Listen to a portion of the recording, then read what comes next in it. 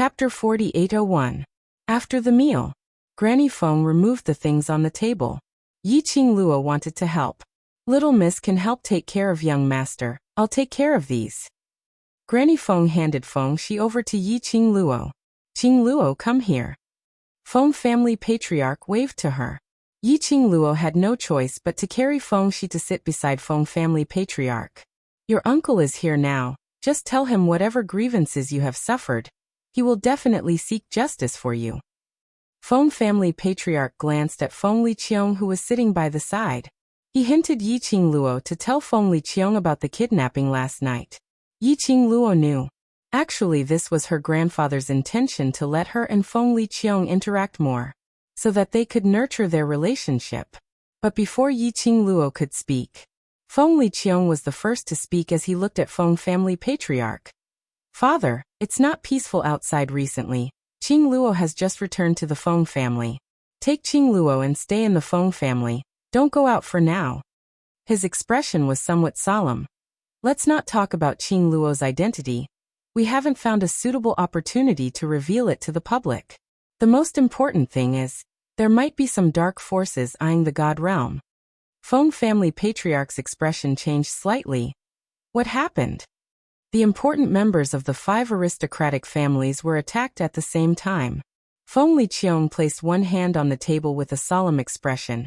Not only that, the 5 corpses are hung at the entrance of the 5 aristocratic families' mansions. Feng family patriarch frowned. He turned his head and looked at Yi Qingluo. Their gazes met for a moment. They had already guessed it. Those 5 people were probably the ones who kidnapped Yi Qingluo last night. Indeed, they were dead.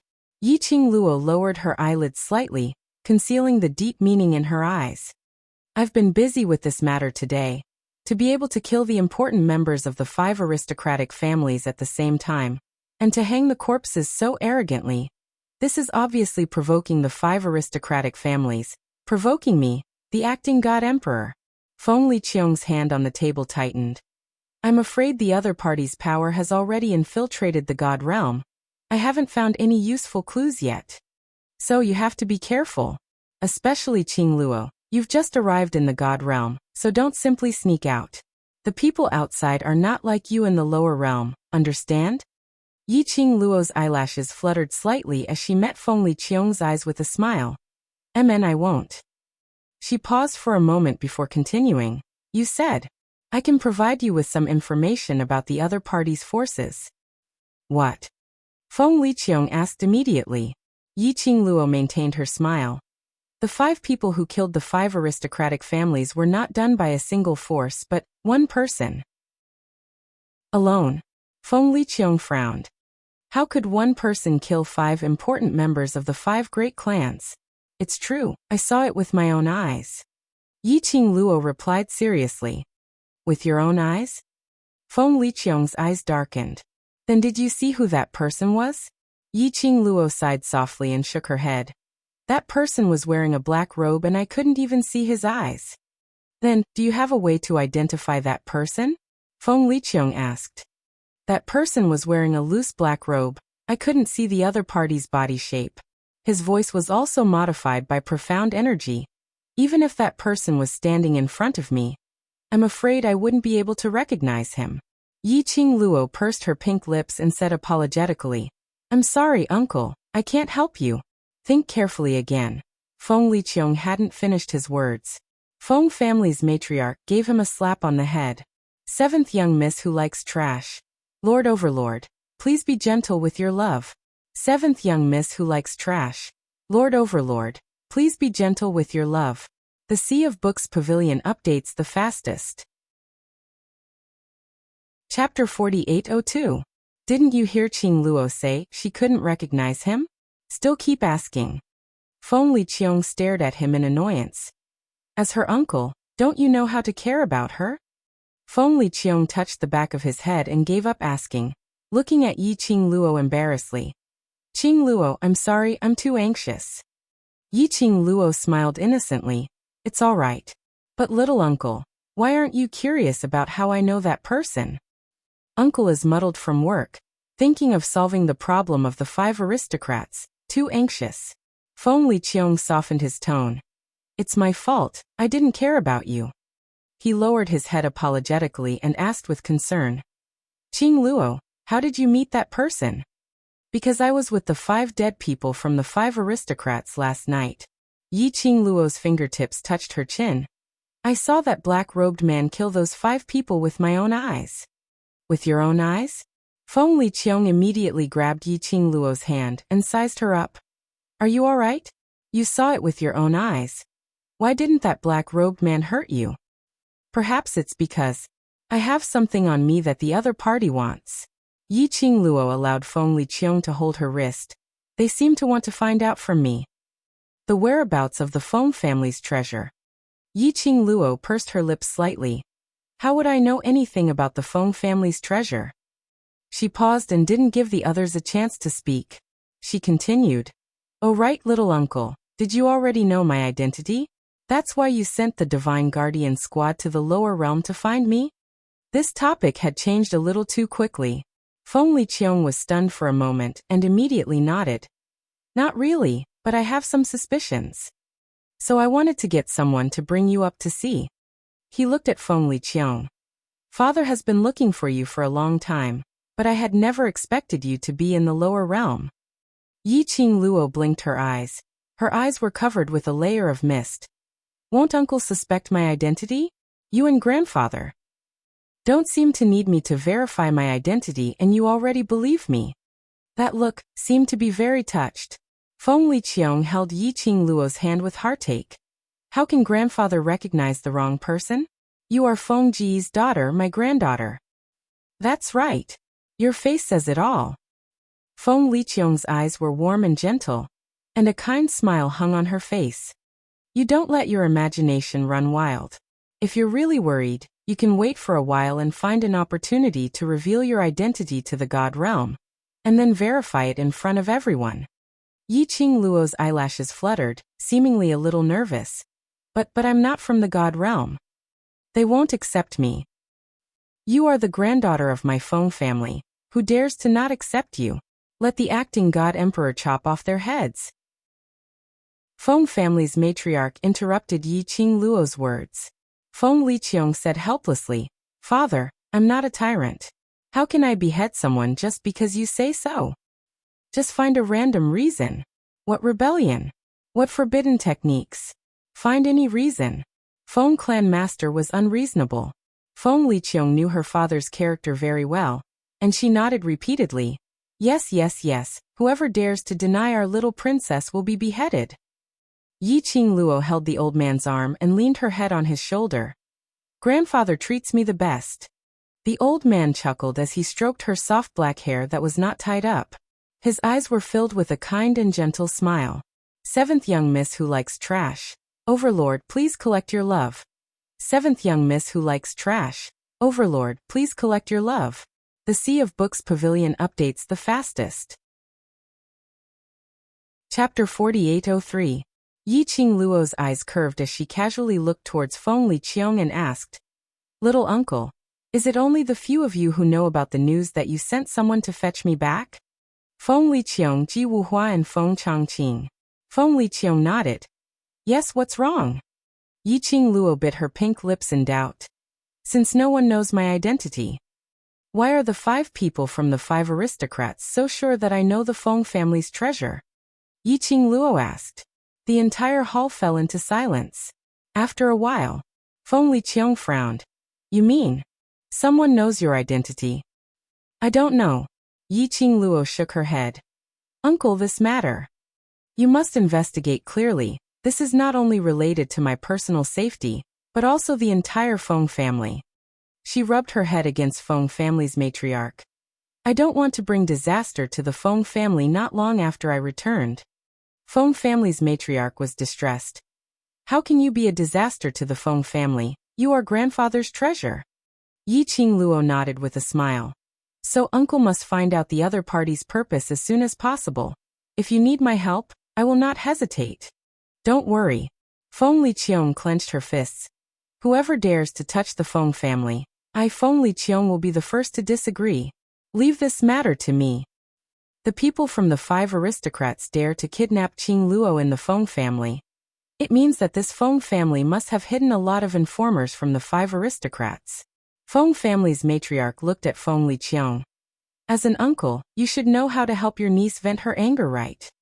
Feng Liqiang's eyes narrowed dangerously. The 5 aristocrats dare to touch my head. I naturally will not let them off easily. Feng Liqiang got the news and left in a hurry. Feng Chongqing and Ji Wuhua also followed and left. Yiqing Luo accompanied Feng family's matriarch for a walk, until the sky turned completely dark. Then she helped Feng family's matriarch back to the room to rest. Feng family's matriarch was worried that last night's incident would happen again. Yiqing Luo pushed Bloodbone Barbarian King in front of her. Uncle Bone is here, he will protect me. Feng family's matriarch stared at Bloodbone Barbarian King for a while, and finally sighed.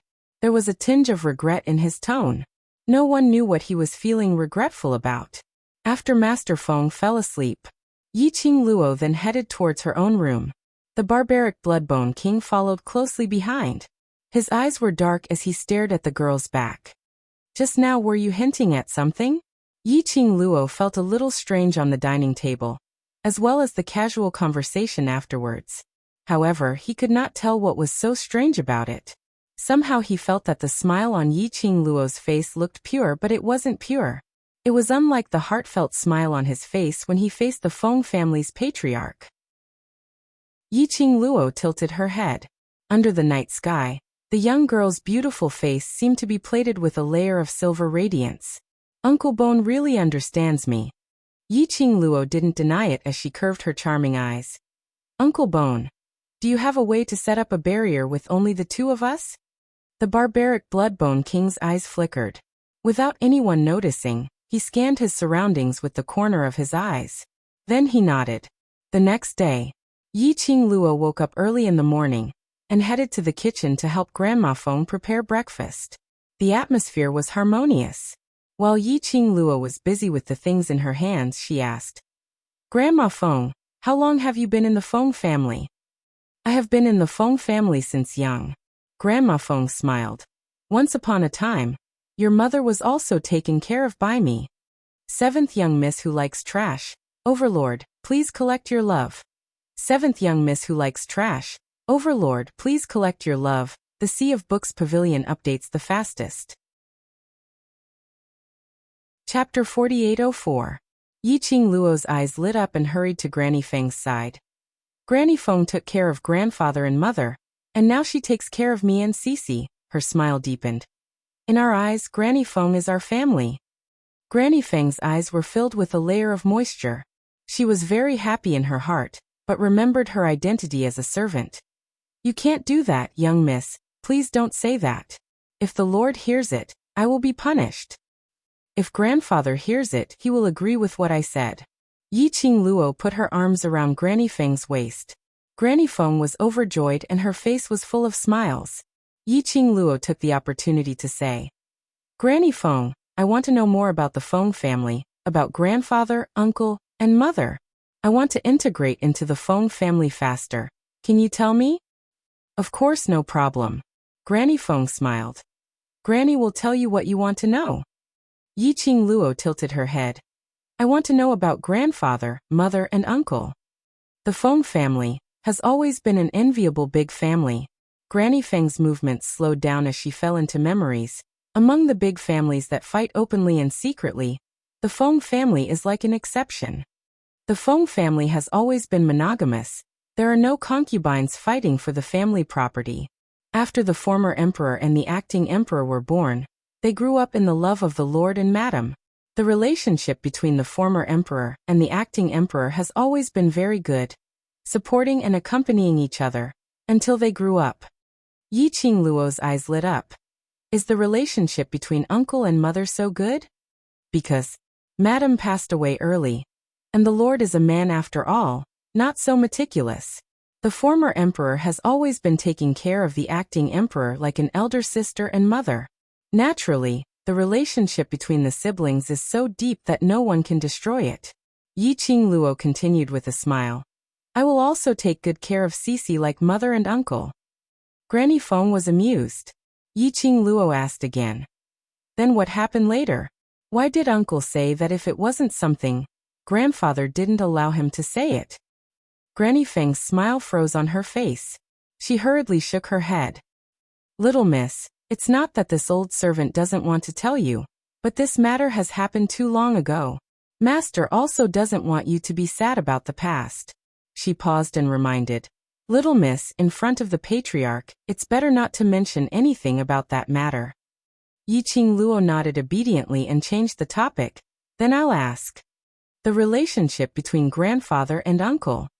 While helping Granny Feng, she said, at first when I heard Grandpa so fiercely asking little uncle to return to the Feng family, I thought that Grandpa and little uncle had a bad relationship. But when little uncle came back, Grandpa obviously doted on little uncle. The patriarch and the acting god emperor have always interacted like this.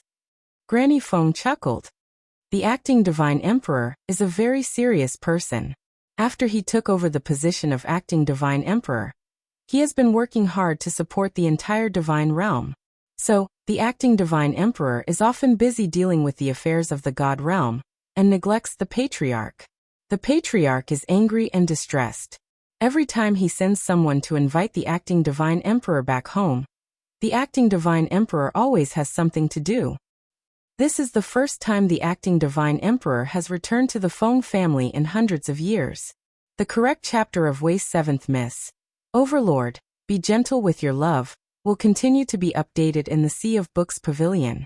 There are no advertisements in the website, so please collect and recommend the Sea of Books Pavilion. Wei's 7th Miss, Overlord, Be Gentle with Your Love. Wei's 7th Miss, Overlord, Be Gentle with Your Love. The Sea of Books Pavilion is the fastest to update. Chapter 4805. Granny Feng looked at Yiqing Luo with gentle eyes. It's all thanks to little Mississippi. Yiqing Luo cupped her face with both hands. Aya, I'm not as good as Granny Feng said. It's all because little uncle wanted to confirm my identity, so he specially came back. That's also because of little miss, the acting god emperor came back. The more Granny Feng looked at this young lady who looked similar to the former god emperor, the more she liked her. No, they were not similar at all. The former god emperor had received the god emperor's inheritance since he was born, so he bore an extremely heavy burden. So there was always a hint of melancholy between the former god emperor's brows. Although the former god emperor would smile and be happy, but she was always so noble and elegant. She would never take off that mask of hers at any time. And the little miss in front of her. Her brows were always filled with a smile that made people feel happy. That pair of long and narrow eyes. As if it was always lit with the light of hope. Her smile was always so bright. So that people could only see her. They couldn't help but smile along with her. This was the playfulness and liveliness that could never be seen on the former god emperor's face. Granny Feng's eyes were slightly red. Little miss, it's really great that you're back. It's a good thing that I'm back, don't cry. Yiqing Luo quickly stretched out her hand to wipe her tears. Just when she stretched out her hand, Yiqing Luo found that her palm was stained with black charcoal. Yiqing Luo. She immediately withdrew her hand. But a light laugh came from the door. Feng family's patriarch had woken up and came over following the fragrance. I knew you must have been busy in the kitchen early in the morning, and made yourself look like a little flower face. When Granny Feng saw the charcoal on Yiqing Luo's face, she couldn't help but laugh. Yiqing Luo used her sleeve to wipe her face. She had stained her face with her hands when she was pretending to be bashful just now. Sure enough, shyness didn't suit her. The young lady's smear. Not only did it not erase the charcoal traces on her face, instead, it made her face even more blotchy. Feng family's patriarch and Granny Feng laughed even more happily. What's the matter? Bloodbone Barbaric King also came over. When he saw Yiqing Luo, even the barbaric Bloodbone King's cold and expressionless face showed signs of cracking. The corners of the barbaric Bloodbone King's mouth twitched unnaturally. Yiqing Luo. Alright. It could make everyone happy. So be it if you're ugly. Anyway, she was good looking. Even if it was painted. Even that couldn't conceal her beauty. For the next few days, Yiqing Luo had been accompanying her maternal grandfather in the Feng residence.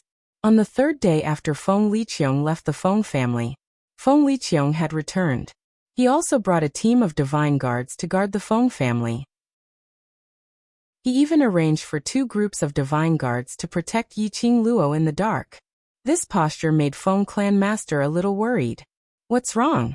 What happened? Someone wants to harm Xiao Luo? Feng family lord pulled Feng Liqiong back and asked with a serious expression. Feng Liqiong's face congealed.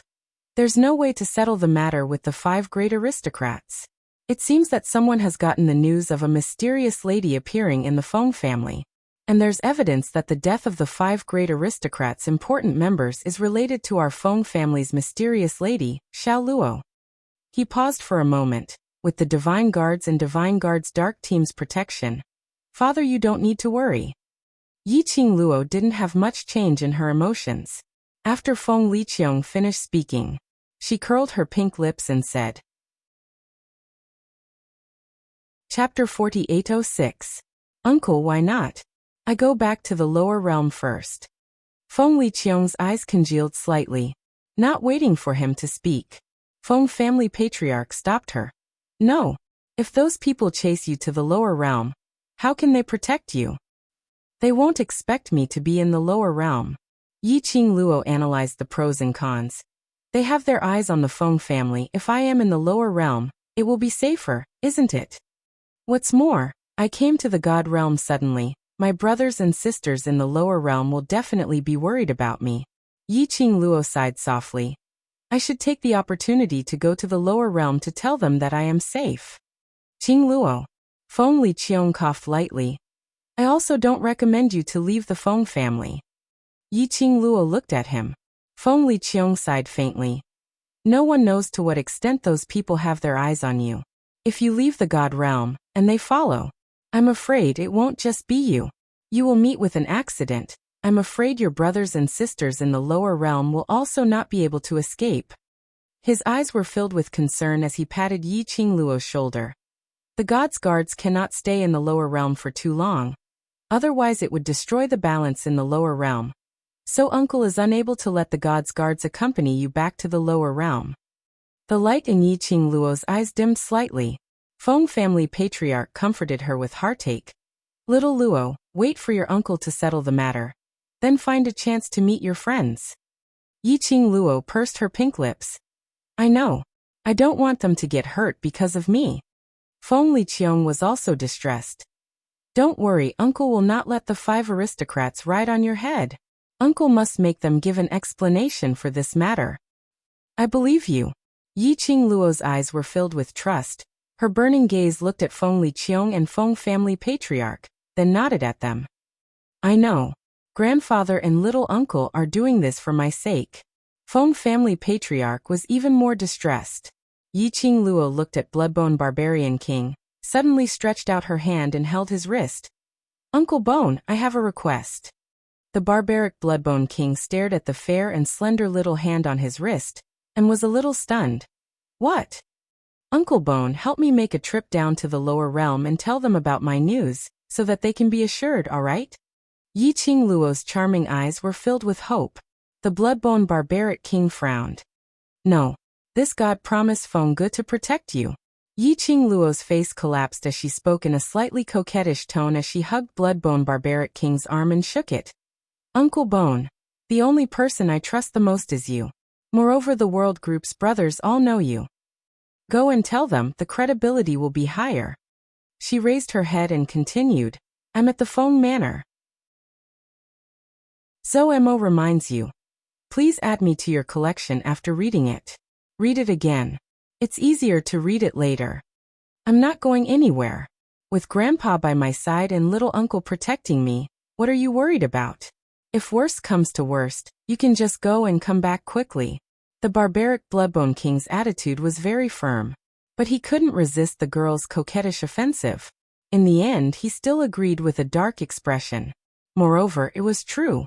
Leave quickly and return quickly. Therefore, after agreeing, he directly left the Feng Manor and headed down to the lower realm. He was simply the representative of action. But no one discovered it. while the barbaric Bloodbone King was acting coquettishly towards Yi Qingluo. The two of them exchanged glances. His eyes were filled with deep scheming and deep meaning. Very shallow. Very quickly. There was no way to detect it. Yi Qingluo looked at the barbaric Bloodbone King's departing figure, as she sat back next to Feng family patriarch. Uncle Bone, help me pass the message and I'll be assured.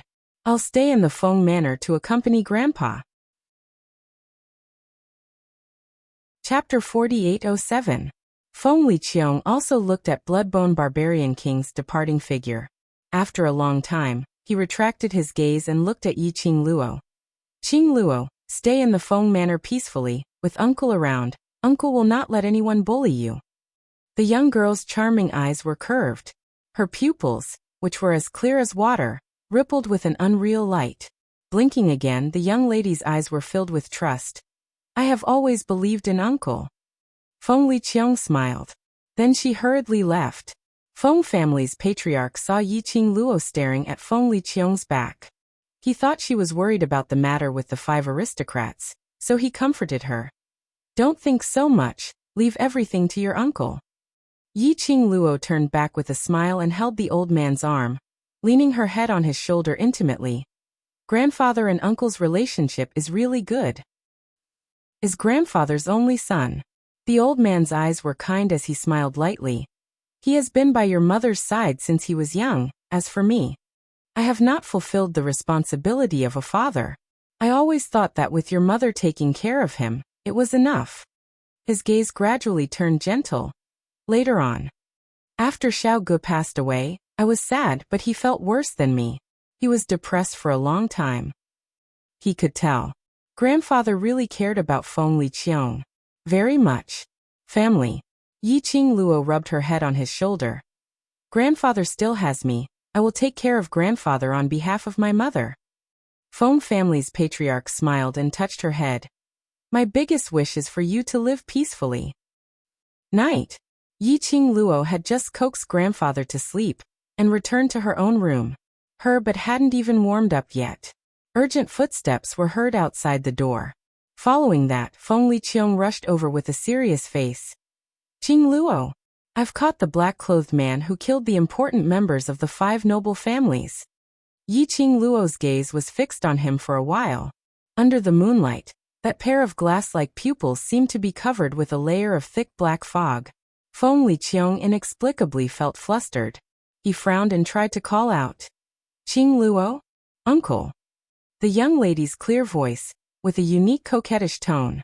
She stood up. The moonlight poured down.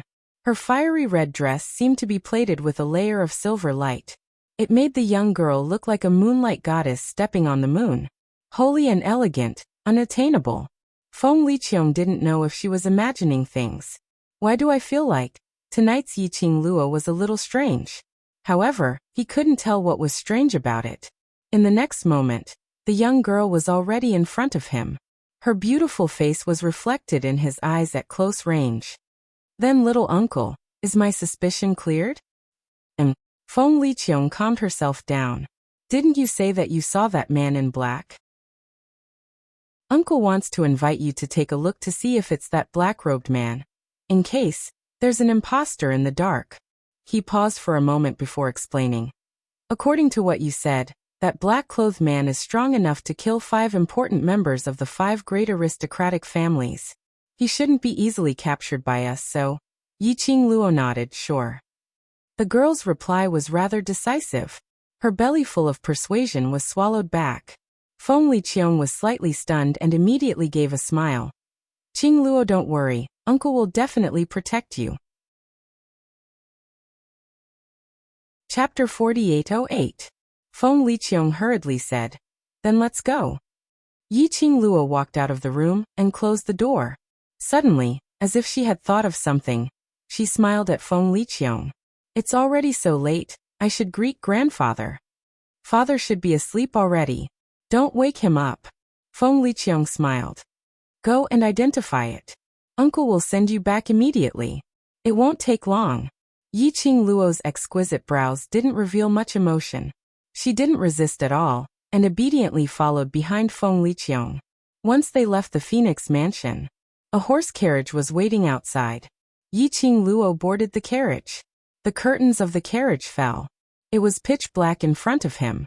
The carriage sped forward at a high speed, but there was no wind. Yiqing Luo straightened up slightly and stretched out her fingers to lift the curtains of the carriage. However, the two curtains of the car window were tightly sealed. Yiqing Luo nodded her head in interest. In the darkness, that pair of shimmering eyes was even more resplendent than before. She leaned back. Her expression was calm and indifferent. However, her pink and tender lips parted slightly as she spoke in a gentle voice. "Little uncle, why does it seem like the curtain of my carriage is sealed shut?" Feng Liqiang's voice could be heard from outside the carriage. "It's very windy outside. Be careful not to catch a cold." "Don't worry, uncle will always be by your side." Yiqing Luo responded and didn't say another word. About half an hour passed. The carriage gradually came to a halt. The curtains of the carriage were lifted. Feng Liqiang came over to support Yiqing Luo. After jumping off the carriage, Yiqing Luo discovered that this was an extremely desolate cage land. From the looks of it, it should be a place specially used to imprison the sinners of the god world. The air was filled with a thick, bloody and cold aura. "Don't be afraid. Uncle is here." Feng Liqiang saw Yiqing Luo sizing up the surroundings and gave her an amiable smile. "Uncle is in charge of this place. No one can hurt you." Yiqing Luo's eyes were filled with trust as she nodded her head vigorously. "I know uncle will protect me." Feng Liqiang led her into the cell. Along the way, they could hear countless heart-wrenching screams. Some were insulting, some were fearful, some were begging for mercy, and so on. All kinds of voices were mixed together. Especially when Feng Liqiang walked in. The people who were locked up in cages made of special materials almost madly rushed to the cages, shouting at them. It was incomparably crazy. Yiqing Luo lowered her head slightly, as though she was afraid of such an environment. However, he kept glancing left and right from the corner of his eye. He memorized the faces of the people who were screaming crazily in the cage. Not long after, Feng Liqiang brought her to a spacious, dark room. The stone door closed. Almost all the sounds outside had been isolated. A luminous pearl was placed on a stone table not far away, illuminating the entire dark room. In the dark room, there was a man in a black robe hanging on a wooden stake in front of him. His body was bound by countless iron chains. At this moment, it was hanging there lifelessly. Apart from that, there was nothing else on the stone table where the luminous pearl was placed. Feng Liqiang stretched out her hand and made a pleased gesture towards Yiqing Luo. "Qing Luo, take a look. Is this the black-robed man you saw?" Yiqing Luo stood on the same spot, not moving at all. "Qing Luo." Feng Liqiang felt a little strange as he pulled Yiqing Luo's arm. "Come over and take a look. Don't be afraid, uncle is here." Yiqing Luo slowly struggled free from Feng Liqiang's hand. Her brows rose slightly as her gaze fell onto that black-robed man as she slowly shook her head. "No need to go over and take a look, it's not him." Chapter 4809. It's not him. Feng Liqiang's expression congealed as his brows creased tightly. When his gaze fell onto the young lady's face, his pupils constricted abruptly. The expression on his face was no longer as kind and amiable as before. Slowly it turned cold. He looked at the young lady. Under the luminous pearl's light, the young lady's porcelain white face was indifferent and calm. Her long and narrow eyes rose slightly as it curled into a mocking cold arc. The brilliance in her eyes was like a sea of stars, even more resplendent than the luminous pearl. Where was there any? The innocent look of a delicate little girl who trusted her uncle wholeheartedly? And at this moment, the young lady met Feng Liqiang's gradually cold eyes. Her pink lips curled slightly as she casually said word by word. "Isn't it you?" What are you talking about?" Feng Liqiang's eyes changed slightly as her heart inexplicably jumped. Yiqing Luo cooperated as her pink lips curled into a faint cold arc as she repeated. "The black-robed man that I saw that day, isn't it?" "You." Feng Liqiang went silent. She didn't speak for a long time. No denial. At this juncture, it was considered as a tacit agreement. Yiqing Luo didn't speak either. She just stood calmly at the entrance of the dark room. dressed in a fiery red dress, in this dark room. She was like an extremely dazzling rose in full bloom, bright and eye-catching. There wasn't much emotion on her face. Not like she was afraid, and not flustered, as though she already had a foolproof plan in her heart, or as though she had the confidence to not fear anyone. Such a Yi Qing Luo. It was the Feng Liqiong who had never seen her in the Feng family, or rather, in the God realm. After a long time, a light sneer came out from Feng Liqiong's thin lips. He laughed lightly. That handsome face revealed a cold, murderous intent. "You, how did you know?" Face, it was still that face. But the entire temperament had undergone an earth-shattering change. Feng Liqiong had shed his benevolence, his amiability. From head to toe, he revealed an evil, cold temperament, as though he was immersed in the darkness, filled with malevolent malevolence. Such a change did not cause the expression on the girl's face to change in the slightest. She still had a faint smile on her face, and her eyes were slightly raised. He really couldn't tell what exactly she was feeling at this moment. He seemed to be expressionless. It also seemed to be a taunt. Yi Qing Luo replied nonchalantly, "Why doesn't little uncle continue to pretend?" "That's right. Our Qing Luo is so smart. Even if uncle continues to pretend, in Qing Luo's eyes, I'm afraid it's just a joke." Feng Liqiong leaned forward. An oppressive aura came crashing down. Yi Qing Luo took 2 steps back. She slowly raised her eyes, her gaze as calm as water. "Little uncle, you don't want to talk anymore?" Feng Liqiong's eyes were like torches, like a venomous snake, tightly wrapped around the young girl. It was as if he wanted to see through the girl's soul. He wanted to know what his opponent's trump card was. However, no matter how he looked at it, the girl was always so indifferent. Feng Liqiong's eyes sunk slightly, and then moved away, withdrawing the aura that was released from her body. Qing Luo really has the demeanor of sister in the past. Looking at you really makes me think of sister. Yi Qing Luo's slender white fingers slowly touched her own face, smiling sweetly. "It's all thanks to this face, which is similar to mother's, that I can live till now. Little uncle's feelings for mother is really enviable." Chapter 48:10. Yi Qing Luo's lower lip curled up. Her eyes were half squinted without much emotion. Feng Liqiong only felt that the young lady's tone was full of sarcasm. He frowned, restrained his smile and asked sternly, "When did you find out?" Yi Qing Luo's fingertips slid to her chin and gently knocked on it with a calm look.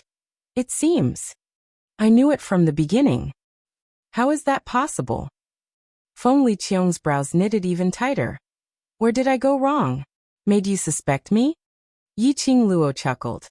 "Uncle's most fatal mistake is that you are too confident." She raised her chin and explained word by word. "Actually, since I came to the God realm and was sent to the 100-Flower Garden, I have been suspicious of the so-called acting God Emperor. Of course, at first I didn't know that the acting God Emperor was my uncle. You knew my identity long ago, and had already determined that I was from your Feng family, so you have been scheming against me from the beginning." Yi Qing Luo paused for a moment. Her eyes faintly and silently looked at Feng Liqiong. "I know, now you want to ask me. How did I know you were scheming against me?" Yi Qing Luo moved her fingertips and took out a piece of jade pendant that was used to stabilize her movement in the God realm, so that she could get used to the heaven and earth qi. "How could an acting God Emperor not know that I, a person from the lower realm, will fall into a coma when I reach the God realm?" Then he handed me over to a God realm playboy, Ji Wuhua, because the acting God Emperor was very clear that Ji Wuhua would definitely stand on the acting God Emperor's point of view and send me to the safest 100-Flower Garden. And because the young lady's pink lips smiled with a bit of ridicule, her narrow eyes revealed a bit of sharp cold light. Because Ji Wuhua's room is connected to the back garden of the Feng residence. And coincidentally, the acting God Emperor had something to deal with and asked me to stay in the God realm for a night. It was such a coincidence that I ended up staying in that room. And coincidentally, that night, that room overflowed with heaven and earth qi, causing me to open the door of the dark room and come to the Feng residence. The girl's every word The expression on Feng Liqiang's face gradually became more and more interesting. After a while he burst into laughter. How do you know that this isn't a coincidence? Although everyone in the 100 Garden is Ji Wuhua's harem, it's impossible for no one to cultivate the profound rank. So, this room is so rich in heaven and earth spirit qi. How could a profound practitioner not discover this place? Yiqing Luo indifferently tilted her head. So I can only say that all these designs and plans, the purpose is to let me return to the Feng family. After that, when I was kidnapped by the 5 aristocratic families, I could roughly guess that the person behind the scenes was the acting divine emperor. I didn't expose him because I wanted to figure out the purpose of the acting divine emperor.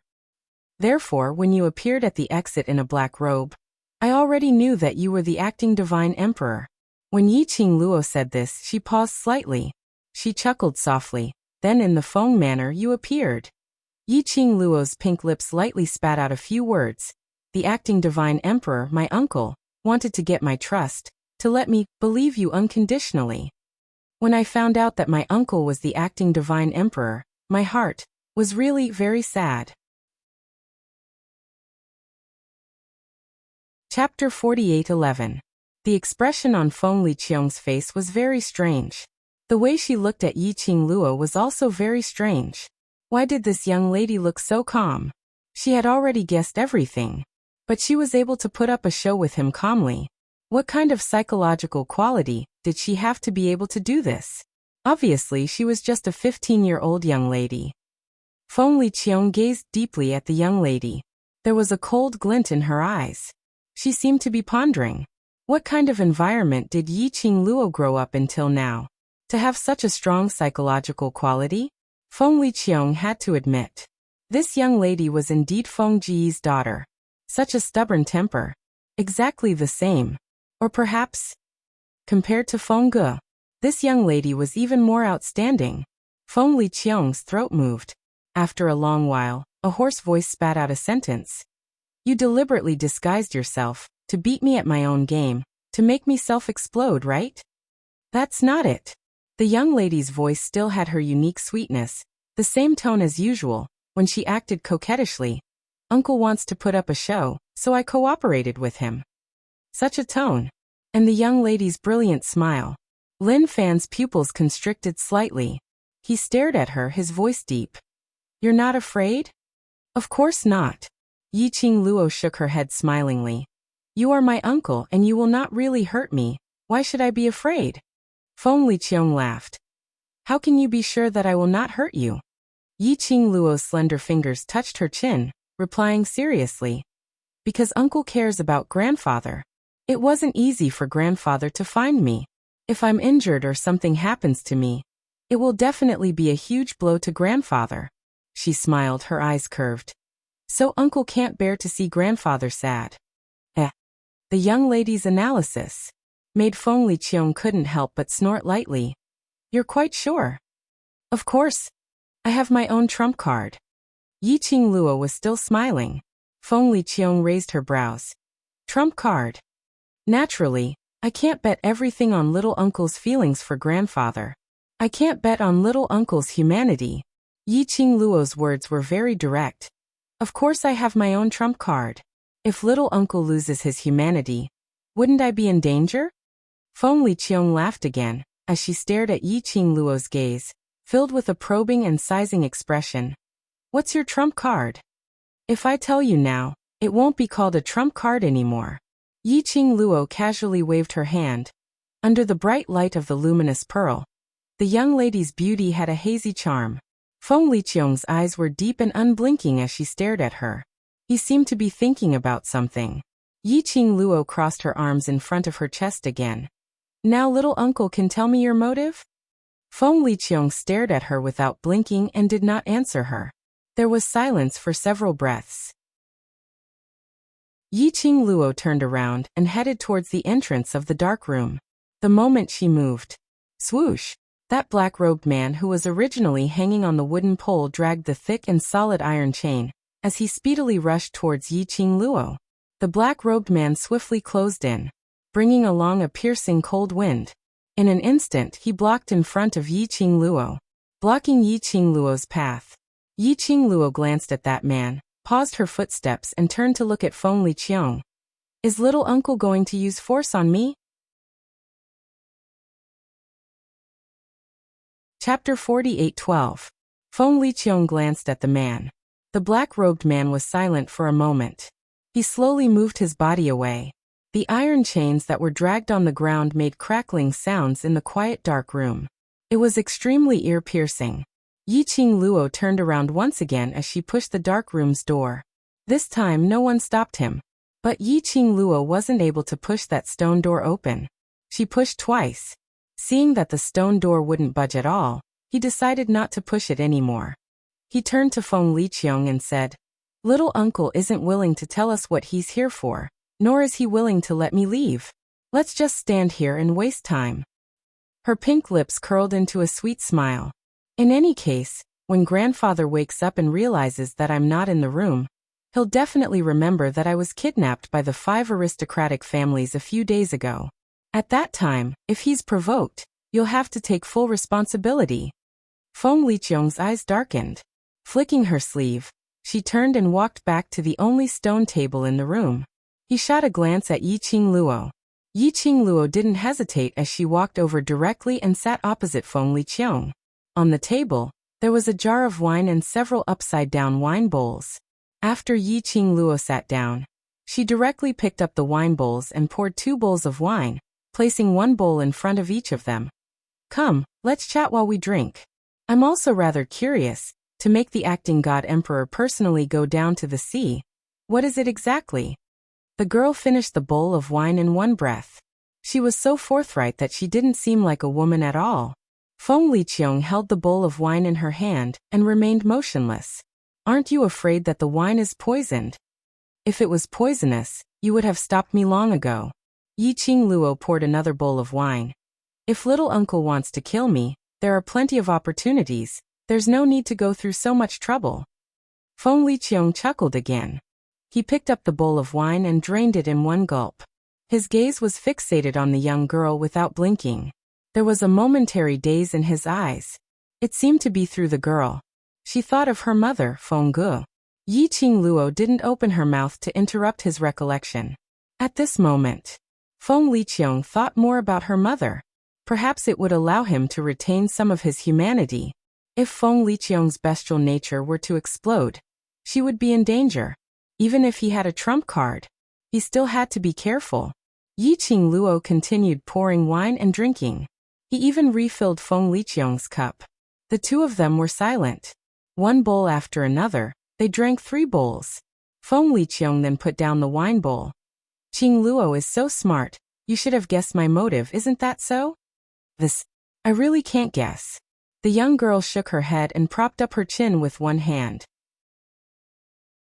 "Little uncle thinks too highly of me. There are things that I can't guess." Feng Liqiong's gaze was fixed on the young girls. He did not beat around the bush and stated his purpose word by word. "Feng, Jia, Bao." This answer. It was unexpected, but it was also expected. After all, the reason why the 5 great nobles and the black-robed man, Feng Liqiong, had gone through so much trouble was for the so-called treasure of the Feng family. But it was unexpected because Feng Liqiong was a member of the Feng family. She should also know that the so-called Feng family's treasure was just a rumor. However, Feng Liqiong truly believed in the existence of the Feng family's treasure. Then there was only one reason. Grandfather also lied to her. Or perhaps, the Feng family's treasure really existed. But even grandfather himself didn't know about it. Otherwise Feng Liqiong wouldn't have schemed in such a way just for a so-called treasure. Chapter 48:13. Yi Qingluo's thoughts whirled around. But he said, "Didn't grandfather say that this is just a rumor of the Feng family? As a Feng family member, you actually believe in such a rumor?" Feng Liqiong's gaze sunk. "Do you really think that's just a rumor?" He scoffed lightly. The fingers holding the wine cup tightened slightly. "There's no smoke without fire. If the Feng family is really clean, then there wouldn't be such a rumor." He picked up the wine jar and filled the bowl to the brim. But he wasn't in a hurry to drink, but stared at Yi Qingluo faintly. The Feng family has a treasure and that treasure, only you can find it. Yi Qingluo raised her brows, as she carefully thought over every word that Feng Liqiong said. She squinted her eyes slightly. An undetectable glint flashed past her eyes. Uncle, why do you say so? She asked. Feng Liqiong lifted the wine cup, placed it to his lips, and said word by word. Because you are my sister's daughter. When her words fell, he drank the wine in one gulp. Immediately, it fell heavily onto the stone table. The wine cup and the stone table made a loud collision sound. The expression on his face gradually became a little twisted and strange. Even if my Feng family's second young master is my sister's biological brother, I still can't get everything from the Feng family. She thinks of you and everything about you. Feng Liqiong suddenly hammered the stone table heavily. The expression on his face became violent. Obviously, you are just a bastard. A bastard whose father doesn't even know who he is. What right do you have to get her approval? That treasure, only you know.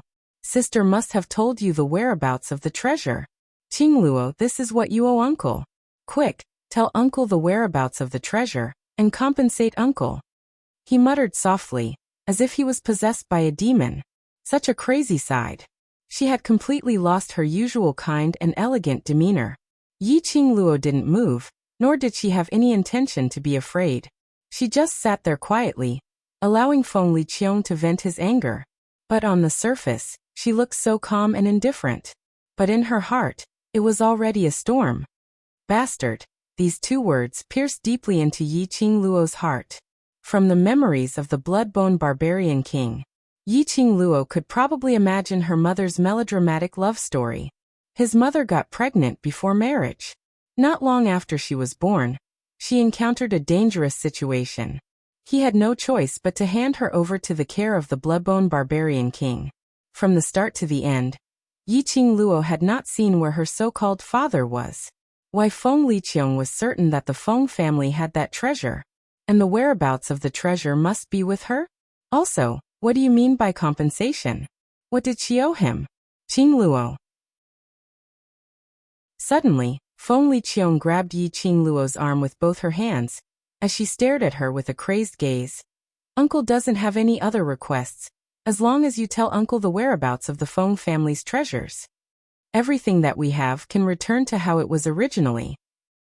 We can pretend that nothing has happened. You are still my adorable and ignorant Qingluo, and I will still be your little uncle. The grip on his shoulder was a little heavy.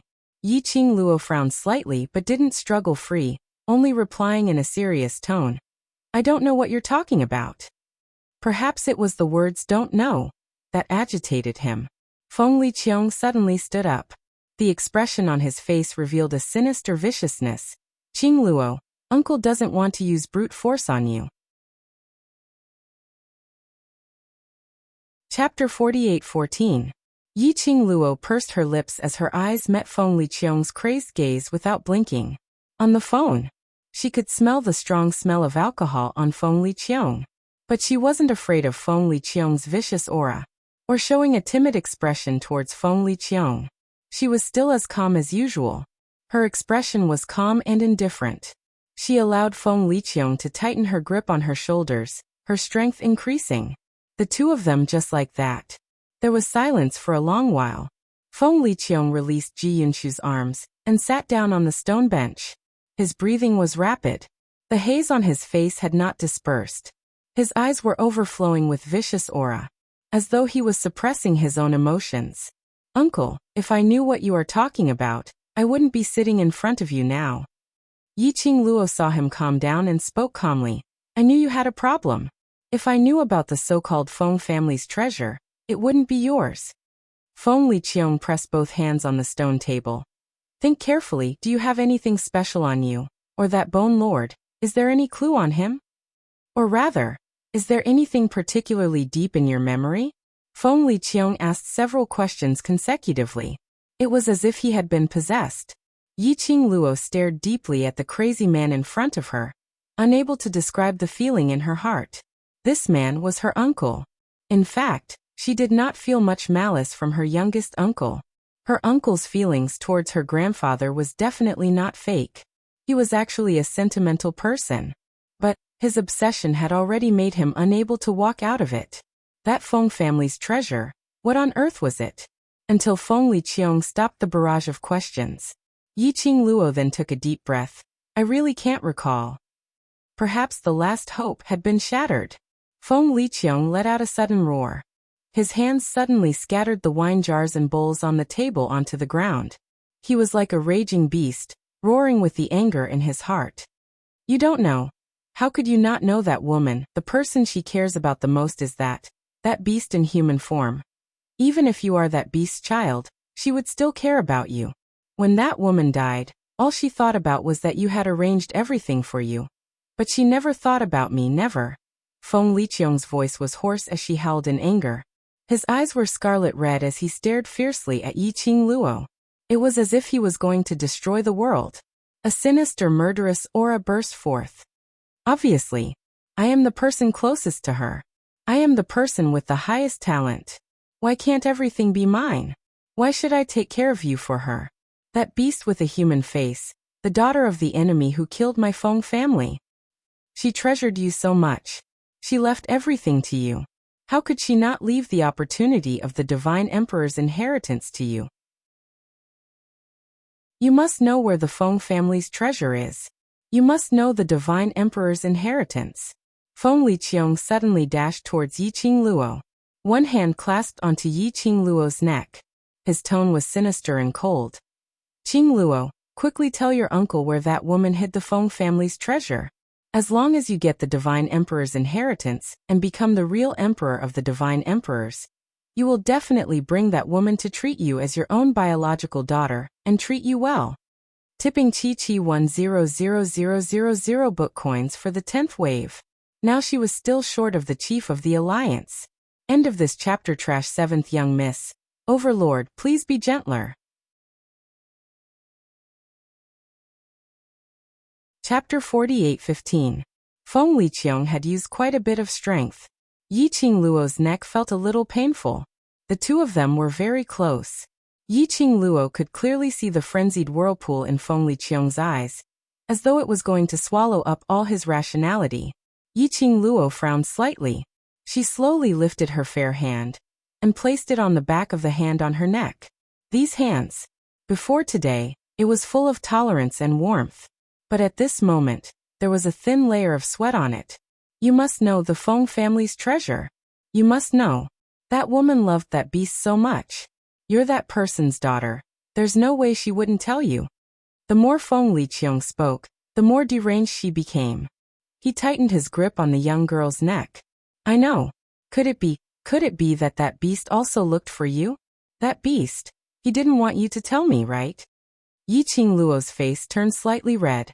She tugged at Feng Liqiang's hand and frowned. Little uncle. Calm down. The words squeezed out from between his teeth with great difficulty. But Feng Liqiang couldn't hear it. Feng Liqiang seemed to have fallen into a trance. His eyes were filled with murderous intent, as though he had seen someone through Yiqing Luo. A certain person whom he hated the most. Yiqing Luo's pink lips pursed tightly, just as Feng Liqiang was about to go crazy and try to strangle her to death.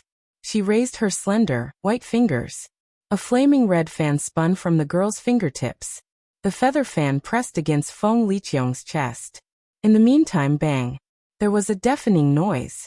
The stone door of the secret room was blasted open. A group of more than 30 people rushed in. The person who was supposed to head to the lower realm to pass on Yiqing Luo's message, Bloodbone, Barbarian King. Then, it was a team of Feng family's secret guards. Then the elderly master of the Feng family walked in step by step with the help of Granny Feng. After seeing the situation in the dark room, Patriarch Feng's face suddenly turned pale. At this moment, Feng Liqiang was still clutching Yiqing Luo's neck. The ferocious expression on his face had yet to fade. That look seemed as though he wanted to kill Yiqing Luo. Patriarch Feng shouted angrily, Feng Liqiang, what are you doing? This angry roar. Feng Liqiang shuddered and came back to her senses. Something pressed against his chest, and he felt a cold sensation. He lowered his eyes. He saw the girl's feather fan. You. Before he could say anything, Feng Liqiang felt her body go limp. His hands slipped away from the young girl's neck and softly fell to the ground. His face was aghast as he struggled to raise his hands and prop himself up. But the feeling of powerlessness in his body made him unable to even move his body. Feng Liqiang's heart skipped a beat. What did you do to me? He will become like this. It must have something to do with the young girl's knock on his chest just now. Yiqing Luo retreated backwards as she raised her hand to support her neck. Girl Luo. The Bloodbone Barbarian King rushed forward and supported the girl. His vision caught a glimpse of an obvious finger mark on the fair skin of her neck. His cold, malicious eyes suddenly darkened. Yiqing Luo rubbed her neck and smiled at the Bloodbone Barbarian King. Uncle Bone, I'm fine. Vile spawn. Vile spawn. Patriarch Feng trembled as he walked in front of Feng Liqiang. He stared at Feng Liqiang with a face full of disappointment. 6 friends who read books. You can search Blue Chinese language website, and you will find this site in the first instance. Chapter 48:16. Feng Liqiang fell limply onto the ground. Her eyes went past Patriarch Feng and stared at Yiqing Luo, seemingly unable to understand. Why did she fall into Yiqing Luo's trap? You vile creature!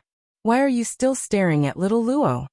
Patriarch Feng was infuriated as he lifted his leg to kick Feng Liqiang.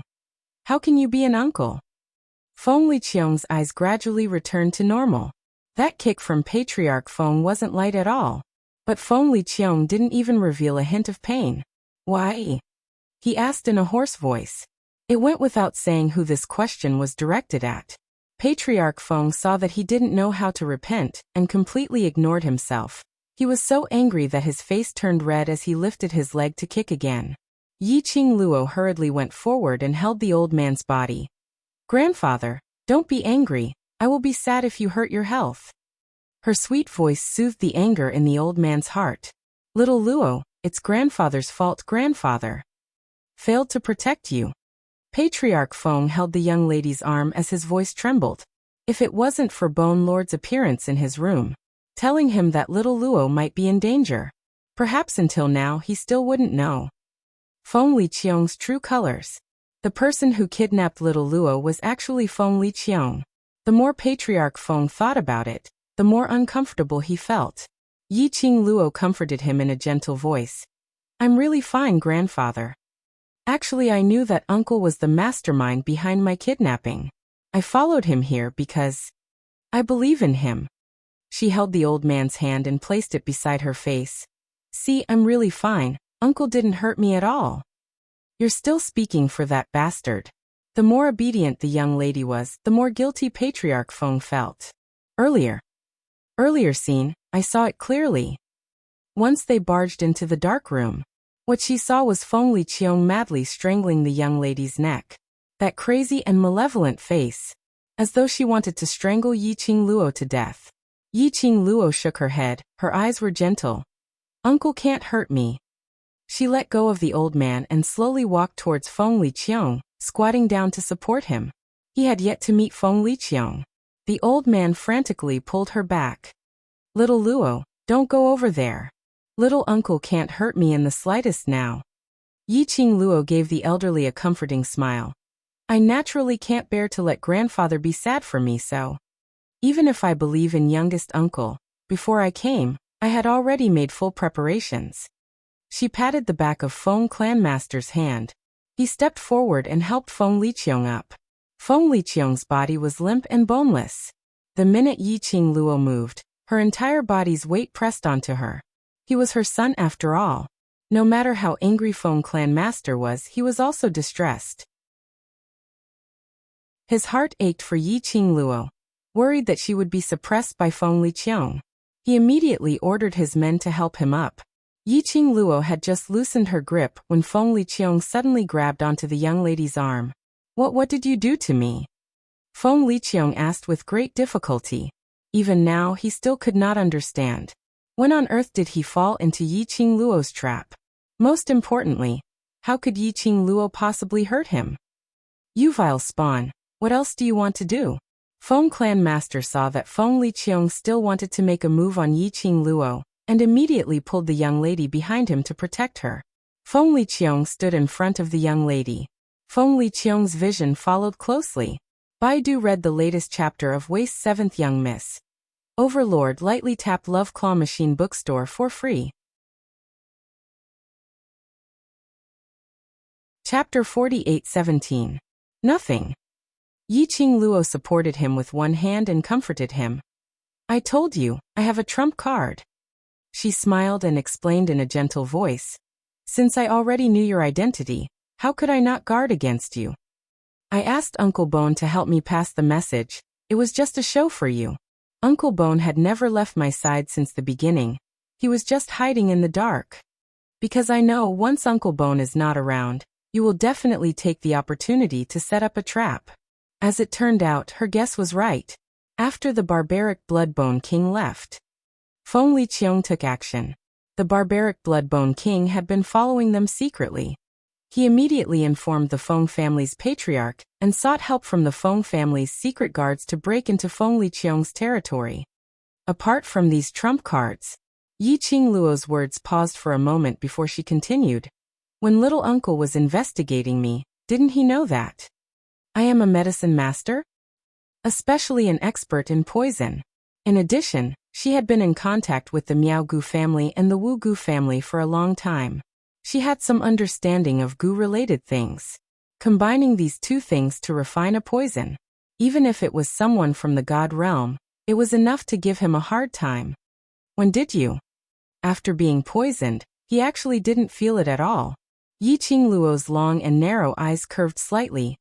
Just when I suggested to return to the lower realm. She tilted her head. Because there were so many people and you weren't on guard against me, it was actually very easy to poison you. That poison didn't take effect immediately. It needed to be stimulated through a certain acupuncture point. Just now, when Feng Liqiong was strangling his neck, she took the glower flame fan and knocked on Feng Liqiong's chest. It stimulated Feng Liqiong's poison. Fortunately you knew. Feng Liqiong didn't blame Yiqing Luo at all. Instead, he heaved a sigh of relief. If it wasn't for his granddaughter who already knew Feng Liqiong's motive, if he hadn't arrived in time, this granddaughter he had finally found wouldn't it be? Feng Liqiong didn't even dare to think about it. Yiqing Luo's eyes curved as she smiled lightly. I'm mother's daughter, grandfather must believe in me. Looking at the girl in front of him, who had clearly experienced such a dangerous and heart-wrenching thing, at this moment, was smiling sweetly and softly comforting his emotions. She looked so obedient. Feng clan mistress couldn't help but soften her heart a little. He heaved a long sigh as he gently held Yiqing Luo's hand. His emotions had also calmed down as he looked at Feng Liqiong. You on earth, why did you do this? Feng Liqiong was helped to sit on a stone bench at the side. His body was still weak and powerless. His face was pale.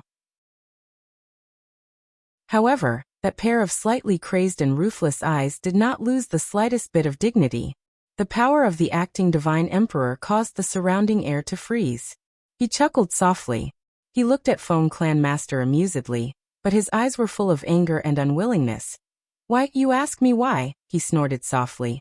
I really want to ask you, do you ever treat me as your son? The man's handsome face revealed a bit of craziness and a bit of ridicule. He leaned on the stone table as he laughed loudly. Since young, the only person you could see was sister. No matter where you go, only sister is worthy of your pride. Obviously, I'm the eldest son of the Feng family. I'm the one who should inherit the Feng family. Baidu read the latest chapter of Trash 7th Young Miss. Overlord lightly tap on my beloved Claw Machine bookstore for free. Chapter 48:18. Chapter name. Feng Liqiong's inner pain. Listening to Feng Liqiong's words, Feng family's patriarch's expression changed slightly. You have been coveting Xiao Ji's position? The old man's voice was trembling, as if he couldn't believe it. Feng Liqiong sneered. What do you mean coveting? That should be my position. My talent is not worse than my sister. Why can she get the God Emperor's inheritance while I am isolated? Feng Liqiang smiled, both hands on the stone table, and raised his head. The position of the God Emperor should belong to me. Feng Liqiang was shocked. He couldn't imagine that his own son had been coveting the position of the God Emperor. Feng family patriarch, your sister. She is so good to you, everything you have is taught by her, how can you think of her like this? Feng Liqiang couldn't help but sneer at this point. He stared at Feng family patriarch, laughing coldly and sarcastically. She taught me? She is obviously afraid of my talent, afraid that I will take away the position that belongs to her. So she deliberately suppressed all my talent. We are both children of the Feng family. My talent, my strength, is obviously more suitable than her to become the God Emperor. But in the end, the person who was chosen by the God Emperor is her. It's her. She used some insidious and cunning method to make me lose the chance to become the God Emperor. You. Feng family patriarch clutched his chest, breathing rapidly. Feng Liqiang looked crazy. The most hateful thing is, since she has taken away the position that belongs to me. But she doesn't pay for her position. She's selfish and only thinks of herself. Knowing that she will inherit the position of the God Emperor in the future. Knowing that she shouldn't be moved. But because of that bastard, that beast. She threw away her identity. That bastard, that beast. How many wrong things did she do? If she is not the God Emperor, what she did is enough for the people of the God realm to tear her into pieces. Feng Liqiang stared at the cold-looking blood-bone barbaric king standing next to Yiqing Luo. And you sinner. He had once used that kind of evil forbidden technique to kill so many people from the divine world. You should have been executed and your soul scattered, never to be reincarnated. She, on the other hand, used her position as the divine emperor to fake your death and deceive the world. She doesn't deserve to be a God Emperor. She doesn't deserve to be the God Emperor. Feng Liqiang shouted hoarsely, venting all the resentment she had buried in her heart for a long time. He complained again and again about how Feng Ge had degraded herself for a man, even giving birth to Yiqing Luo. In the end he was abandoned. In the end she died because of that man. Do you see how peaceful the God realm is after I took over the position of God Emperor? There's no war, no forbidden technique, and no fighting. I am the most suitable person to be the emperor of the divine emperors. As long as I can find what big sister left behind, the God Emperor's inheritance will surely acknowledge me. After Feng Liqiang's hysteria, his eyes looked crazily at Yiqing Luo. She definitely will. That thing is with you. Hand it over and let me become the real God Emperor. He pounced towards Yiqing Luo as though he had gone mad. Vile spawn. Are you crazy? Feng family's patriarch immediately protected Yiqing Luo behind him. Baidu read the latest chapter of Waste's 7th Young Miss. Overlord, lightly tap Love Claw Machine bookstore for free. Chapter 48:19. Little uncle doesn't really hate mother. But Feng Liqiang had yet to stand up. He fell limply onto the ground again. His whole body was weak and unable to support him to make a pouncing action. But Feng Liqiang's actions had completely infuriated Patriarch Feng. He had never thought that. His own son's heart had accumulated so much dissatisfaction towards Feng Ge and the Feng family. That son who always liked to stick to Feng Jiyi's side, calling her sister. He actually had so much dissatisfaction towards Feng Ge. He had always thought that ever since Feng Liqiang became the acting God Emperor, she had done her best. It was because she wanted to protect this peace for Feng Ge. He had not expected. All he wanted was to compete with Feng Ge. How much anticipation he had for Feng Liqiang previously. How disappointed he was now. The entire dark room gradually quietened down. Only Feng Liqiang's heavy panting could be heard. Yiqing Luo looked at Feng Liqiang, and then looked at Patriarch Feng. Her pink lips curled slightly as she said to Bloodbone Brute King, "Uncle Bone, help me lift little uncle up." "What little uncle? He doesn't deserve your title at all," Feng family master said angrily. "Is there anyone like him as an uncle? Don't call him little uncle. Doesn't he like to be the God Emperor? Let's call him the noble God Emperor. Our Feng family is not worthy of him." Feng Liqiang was furious. He stared at Feng Liqiang angrily, full of angry words. Yi Qingluo smiled as she helped the old man to sit on the stone bench. Feng Liqiang also sat opposite them under Bloodbone Brute King's help. Feng Liqiang sat down and stared angrily at Feng Liqiang as he turned his head away, not wanting to look at this son of his. Yi Qingluo patted the back of Feng Liqiang's hand lightly as her long and narrow eyes rippled with a faint light. Her pink lips curved upwards, and there wasn't any trace of displeasure after being schemed against and hated by Feng Liqiang. Her smile was very elegant. The curve of her eyes was like a blooming rose, full of flames. Actually, little uncle doesn't really hate mother that much. Her eyebrows were picturesque, gentle and tranquil. If little uncle really hated mother, he wouldn't have remembered every detail of mother so clearly after such a long time. The girl's voice was soft and emotionless. However, his words were so light and airy.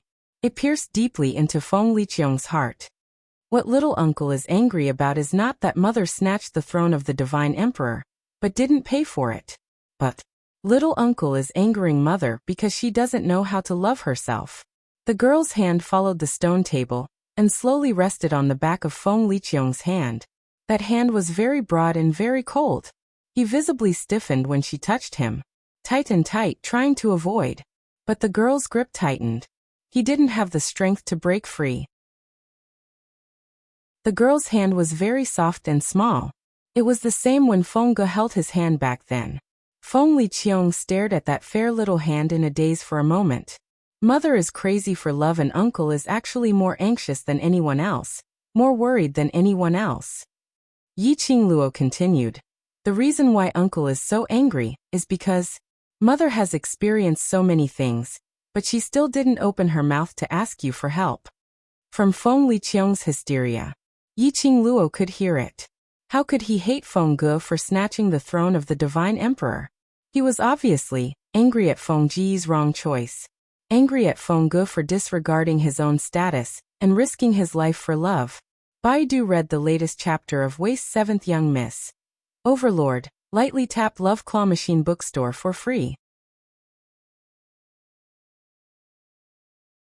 Chapter 48:20.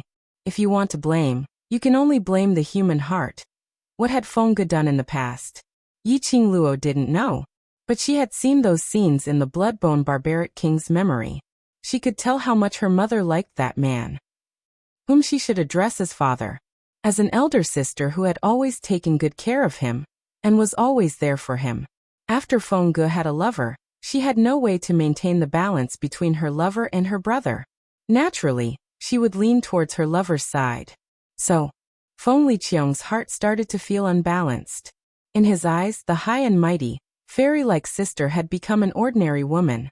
It was like the feeling of a person standing at the top had fallen into a devil. Especially, that man didn't treat Feng Ge well. To make Feng Liqiang call him a beast, he must be a determined scumbag, and the kind of scumbag who had no friends. Otherwise, the last scene that Yi Qingluo saw in the Bloodbone Barbaric King's memory would not have happened. Feng Ge passed the little Qingluo to the Bloodbone Barbaric King, apparently to hide from something. After that, Feng Ge passed away. She had been maintaining the state of a baby. Until now, there must have been many things that she and the Bloodbone Barbaric King didn't know about. In Feng Liqiang's heart, Feng Ge was the symbol of beauty and perfection. And the appearance of that man had destroyed the god in his heart, toppling his faith. So that extreme had become like this. He wanted to become the emperor of gods. Absolutely not because he thought that this position belonged to him. But he wanted to tell Feng Ge. Her previous decision was wrong. Totally wrong. Everyone listened to Yi Qingluo's explanation for Feng Liqiang. Fell into a long silence. After some time, Patriarch Feng's hands trembled as he sighed helplessly. Doomed fate. Doomed fate. This is the Feng family's calamity, Feng family's difficulties. He took a deep breath as his murky old eyes were filled with endless helplessness. Blame me, blame me, blame me for giving birth to you in the Feng family, blame me. Once you were born, you were the focus of attention and the people schemed against you. Father. Feng Liqiang listened to the old man's trembling words. He hurriedly raised his head. There was no longer any trace of the malevolence and terror on his face. He shook his head desperately. It's not your fault. If you want to blame someone, blame the human heart. The human heart. The father and son looked at each other, speechless. It was as if they were recalling the past together. Yiqing Luo didn't say anything else to break the atmosphere between them. She quietly pulled the Bloodbone Barbarian King out of the dark room. After walking out of the dark room, the Bloodbone Barbarian King glanced sideways at her. Why? Don't you want to ask about what happened back then? Now is not the time. Yiqing Luo shook her head. Grandfather and little uncle were too agitated. I'll ask him when I have the chance in the future. She raised her head and looked at the barbaric Bloodbone King. Uncle Bone, do you know who exactly is that man? It could be said. The appearance of the man. It was the calamity of the Feng family. That man destroyed the entire Feng family. The pupils of the barbaric Bloodbone King shrunk slightly, and his expression became colder. A very ordinary person. If he's really ordinary, why would Mother take a liking to him? Yiqing Luo patted the barbaric Bloodbone King's shoulder lightly. That man. Since he could enter Mother's eyes, there must be a reason. If we can find out the reason, perhaps we will be able to know that man's motive for getting close to Mother. Chapter 48-21. The only thing I can give you - purpose? Bloodbone Barbaric King frowned. In his impression, that man, other than his face, was so ordinary that he couldn't be found even if he was thrown into the dust. Yiqing Luo tilted her head, as her eyes curved into a smile which didn't look like a smile. Do you think that an ordinary man would appear beside Mother, who would always be surrounded by numerous secret guards, and make Mother remember him and fall in love with him? When Yiqing Luo said this, her long and narrow eyes drooped downwards as her pink lips curled into a cold arc.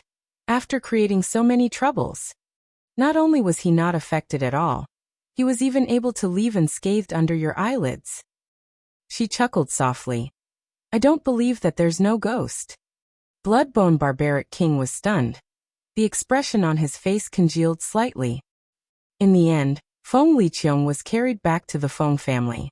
Feng family patriarch didn't let Yiqing Luo detoxify Feng Liqiong. He was left lying there like a cripple. Yiqing Luo would visit Feng Liqiong's room from time to time every day. Feng Liqiong either ignored her or ridiculed her. Yiqing Luo wasn't angry. If it was someone else, Yiqing Luo definitely didn't have that kind of patience. Who asked the other party to be her uncle? What else could she do? Moreover, she was very clear about the reason why Feng Liqiong felt awkward whenever she saw her. The person Feng Liqiong hated the most was that beast who had ruined her sister. And she was that beast's daughter.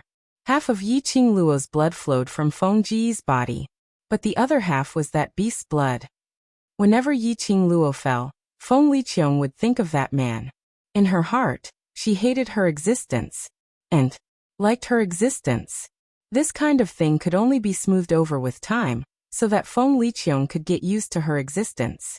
Regarding the matter of the 5 great aristocrats being killed, Feng family patriarch used Feng Liqiong's illness as an excuse to take charge of this matter. Under Yiqing Luo's suggestion, improvements were made. She suppressed the 5 great aristocrats with harsh methods, and cleared the 5 great aristocrats of suspicion towards Yiqing Luo. She also took the opportunity to put Yiqing Luo's identity in the light. Of course, Feng family patriarch didn't point out that Yiqing Luo was the daughter of the former god emperor. She only announced to the public that she was Feng Liqiong's adopted daughter. After all, it had been too long. If there was a daughter of the former god emperor, it would easily cause a storm in the god realm. Other nobles or civilians, whether it was true or false, they naturally listened to Feng clan master's words and kept it in mind. Because the 5 great aristocrats had misunderstood that Yiqing Luo was related to the death of their important members, family patriarch doted on Feng love. So he volunteered to hold a recognition ceremony for Yiqing Luo. Feng family master also felt that he couldn't enter the Feng family as the real granddaughter of the Feng family. However, the reunion banquet was a must. Li Feng God Feng didn't said. Feng family. Yi Qingluo was stunned for a moment, then immediately raised her dimples and held Feng family's patriarch's arm. Grandfather, you don't have to be so troublesome. Even if there is no reunion banquet, I am still your granddaughter. I want to tell everyone in the God realm. You are one of us. Feng family patriarch Feng patted Yi Qingluo's hand. I know you don't want me to work hard, but I haven't been with you since you were young, nor did I give you anything. This is the only thing I can give you now. The old man's eyes were filled with love and warmth. Yi Qingluo saw it all. She pursed her lips and finally sighed, all right. Chapter 48:22. Sob sob sob, you're so vicious. Seeing that Yi Qingluo agreed, the old man went to prepare for the reunion banquet in satisfaction. Yi Qingluo stared at the old man's back as he left. It took her some time before she retracted her gaze. Just as she moved, she saw the expressionless Bloodbone barbaric king standing behind her. Yi Qingluo's pink lips curled up as she went forward. Uncle Bone. Bloodbone barbaric king stared at the face which was exactly the same as Feng Ji's, as his eyes deepened. You really intend to return to the Feng family? This reunion banquet? Even if it was announced to the public that Feng Liqiong had only acknowledged a goddaughter. But it was also true that Yi Qingluo was completely bound to the Feng family. In the future, no matter where Yi Qingluo went, everything was related to the Feng family's name. There were advantages and disadvantages. Yi Qingluo understood the deeper meaning of Bloodbone barbaric king's words. She nodded, her long and narrow eyes rippling with a very faint light. I don't want to disappoint you again. Feng Liqiong's matter. The blow to the Feng family's patriarch would be huge. Even if she explained to Feng Liqiong later on, it could be seen as because she had placed too much importance on it, so it became extreme. But it couldn't erase the things that Feng Liqiong had done in order to become the true sovereign of gods. Finally, there was something that could divert grandfather's attention. And it could make him happy. Yi Qingluo naturally had no reason to reject. It was just as she had said. No matter if there was this reunion banquet. She was Feng Ji's daughter, the Feng family's granddaughter. This point would never change. Other than that, actually I have another reason. The girl's voice suddenly became a little lower. She raised her eyes, the emotions in her eyes were solemn. Seeing this, Bloodbone barbaric king seemed to have formed a tacit understanding as he closed his eyes. He released his perception to sense the surrounding atmosphere. Until the maximum range of his perception. Bloodbone barbaric king then opened his eyes and nodded slightly at the young lady. Yi Qingluo lowered her eyes, her voice was slightly low. I have an ominous premonition. Bloodbone barbaric king's cold expression remained unchanged. Need my help? Pay more attention to the reunion banquet. Yi Qingluo's eyes narrowed slightly as a sharp glint burst forth. Once the matter of the 5 aristocratic families was exposed, the matter of me in the God realm had almost spread throughout the entire God realm. She paused for a moment before continuing. I'm an outsider, so I'm sure many people will try to find out who I am. Therefore, the palace of gloomy darkness, which had been silent for a long time, if he knew this news, they would probably take action as well. I understand. The barbaric Bloodbone king nodded. Yi Qingluo gave an elegant smile to Bloodbone barbaric king. Thank you for your hard work, Uncle Bone. The reunion banquet was set for 3 days later. In these 3 days, there were quite a number of people who came to visit. They were all rejected by Patriarch Feng. Yi Qingluo carried Feng Shi and wandered around the Feng family. Until the 3rd day, the banquet had already begun. Yi Qingluo was dragged out of bed by Granny Feng early in the morning. After freshening up, he saw Ji Wuhua's devilish face. Dressed in a pink luxurious robe that smelled like horse fleas, he posed in an incomparably bewitching posture as he lay on the long bench, smiling seductively at her. Yi Qingluo instantly sobered up.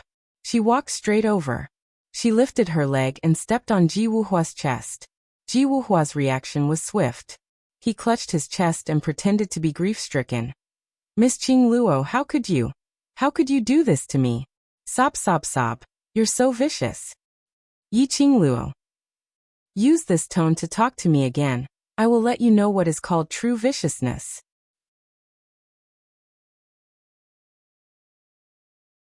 Chapter 48-23. Ji Wuhua climbed up from the ground. That devilishly beautiful face revealed a bit of the evilness of a pretty boy. He staggered towards Yi Qingluo as if he had no bones.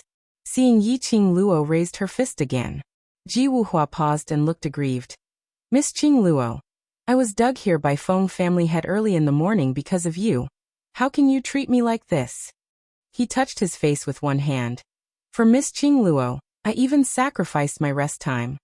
You must know that if I don't sleep well, I will become haggard. The minute I become haggard, I'm not handsome enough. The minute I'm not handsome enough, Miss Qingluo will not be moved by me.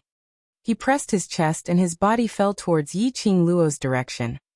Miss Qingluo, aren't you touched? When the man's tall and straight body fell down, his peripheral vision suddenly caught a glimpse of red. The young lady's fingertips were holding a feather fan which looked like a raging flame. The feather fan looked very exquisite and small. It was glistening like blood red. The young lady's fingers were as fair as jade. However, Ji Wuhua clearly saw a wisp of sharp silver light floating above the fan. Once he leaned over, that fan would directly scratch his face. The young lady's careless voice was in his ears. It's not important whether I am touched or not. The important thing is, I feel that you don't dare to move. Ji Wuhua. If King moved, his handsome face would be gone. She absolutely wanted to destroy his face, so that she could inherit his beautiful face. Dream on. Ji Wuhua's body stiffened. Miss Qingluo, can you give me some face? I am after all one of the three kings, the Flower King.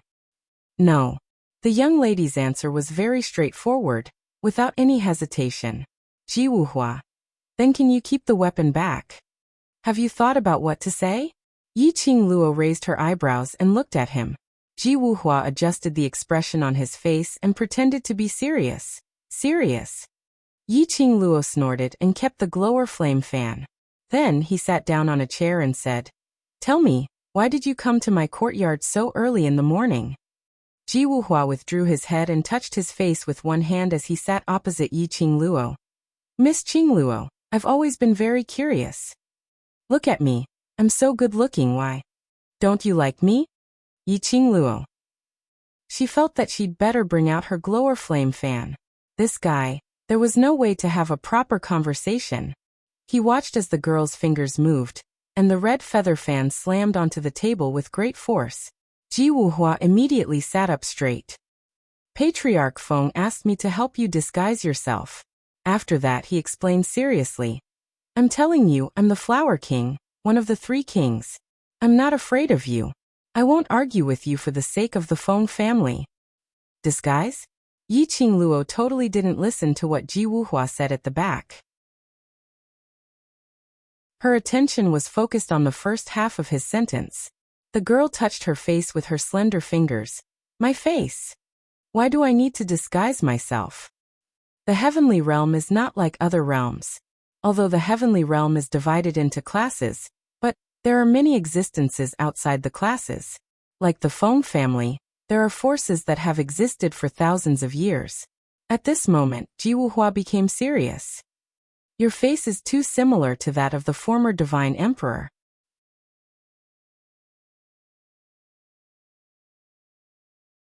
Chapter 48-24. Other forces may have seen the former emperor of God, or perhaps have a portrait of the former emperor of God. So for Miss Qingluo's safety, Feng family had decided to let me help you disguise, in case of other accidents. Yi Qingluo thought for a while, and understood her grandfather's concerns. If the other forces in the God realm knew that she was the daughter of the former emperor of God, the entire God realm would not be peaceful. Perhaps everyone would have to guess. This God realm was about to have a change of ownership, especially if she met any ambitious forces. If they wanted to take this opportunity to achieve a certain purpose, she was afraid that Yi Qingluo would be in danger. After thinking about it, Yi Qingluo also agreed to Ji Wuhua's request. Ji Wuhua looked at the young girl, and thought for a long time before reluctantly agreeing to disguise. Miss Qingluo, you have to know that the people who want to find me Ji Wuhua, can go one round around the god realm. You should be laughing secretly now. Why should I laugh secretly? Can't I laugh openly? Yi Qingluo curved her pink lips and raised her eyebrows at him. Ji Wuhua said, Okay, you are a member of the Feng family, you are right. It was really difficult to flirt with this Miss Feng. Originally he just wanted to prove that his charm was not affected. But the more he flirted, the more he doubted his charm. Can't he shut up? Ji Wuhua directly took out the tools and began to toss Yi Qingluo's face up and down. After this toss, just like that, it took 4 hours. Yi Qingluo couldn't bear it and fell asleep in the middle. When she opened her eyes again, Ji Wuhua was already finishing up the work. The man who was as handsome as a fox lowered his head. His face was no longer that pretentious demeanor, and the cheeky look that made people want to hammer him to death. His eyes were full of seriousness and solemnity. Actually, this Ji Wuhua did belong to the type of handsome man. When he was serious, he was not bad. But the man who was serious for no more than 3 seconds, after being stared at by Yi Qingluo for a while, suddenly he laughed proudly with his hands on his waist. Miss Qingluo, now you've finally found out that I am extraordinarily handsome. Have you fallen in love with me? Yi Qingluo. Was it too late to take back the compliment? He was simply a peacock. Yi Qingluo rolled her eyes. Hurry up and do it. Ji Wuhua pushed him towards the bronze mirror. It's done. Yi Qingluo looked at the bronze mirror. Her long and narrow eyes were slightly startled. In the bronze mirror, there was an extremely seductive and beautiful young girl. Her porcelain white skin was like jade, and it seemed to emit a jade-like glow. Her pair of charming eyes were curved, and at the end of her eyes, there was even the outline of a gorgeous mandala flower blooming. She had a sharp nose and bright red lips.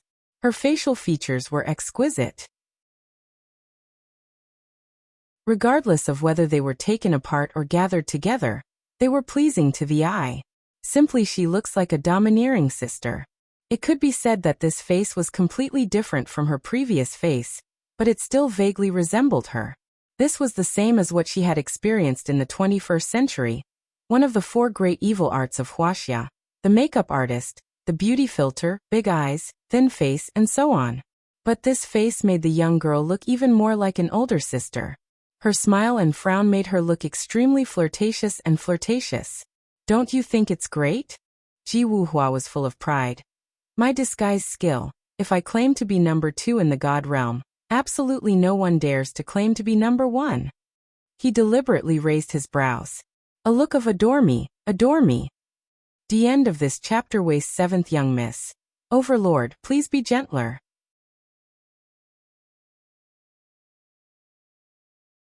Chapter 48-25. Yi Qingluo touched her own face.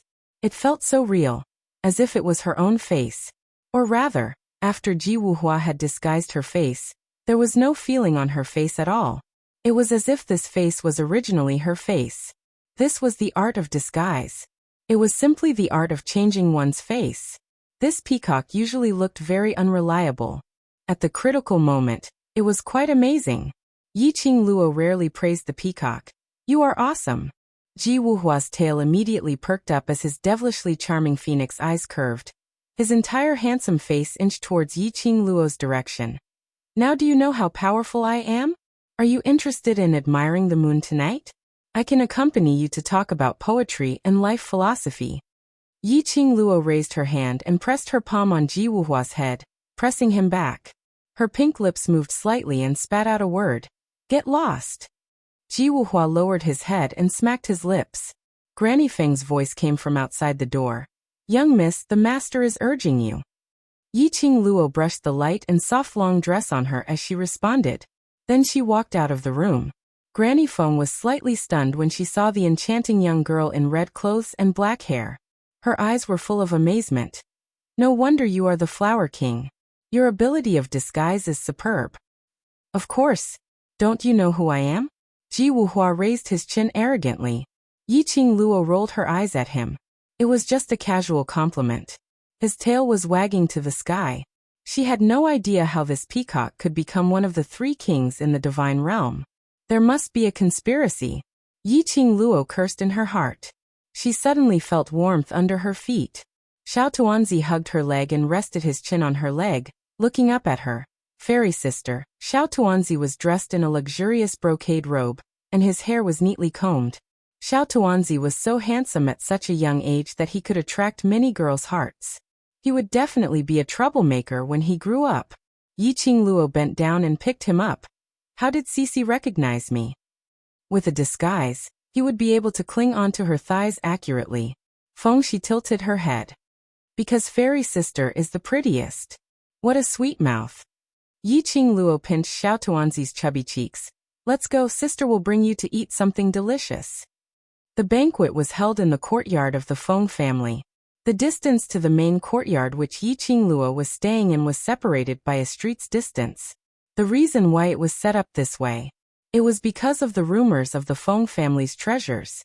Feng family master also didn't want someone to take the opportunity to enter the Feng family's main courtyard and ruin the reunion banquet. Thus, the banquet was directly set up in the courtyard. The minute Yiqing Luo left the Feng residence, she saw Feng Zhangqing standing beside a bright horse carriage. The man was dressed in a bamboo green robe embroidered with exquisite bamboo leaves. He looked fresh and elegant, gentle and refined. While he stood there quietly, he was extremely quiet. He did give off the vibe of a young master. He heard footsteps. He immediately raised his head, and when his gaze fell onto Yiqing Luo, he gave a warm smile. Miss Qing Luo. Yiqing Luo smiled at him. The group boarded the carriage. Then they headed towards the direction of the courtyard. The courtyard was extremely spacious. Feng family master set up the banquet in the garden. Beautiful purple and red flower beds, shady trees. It looked extremely beautiful. In the huge garden, table after table of delicacies were set up. The fragrance of wine and food lingered in the air.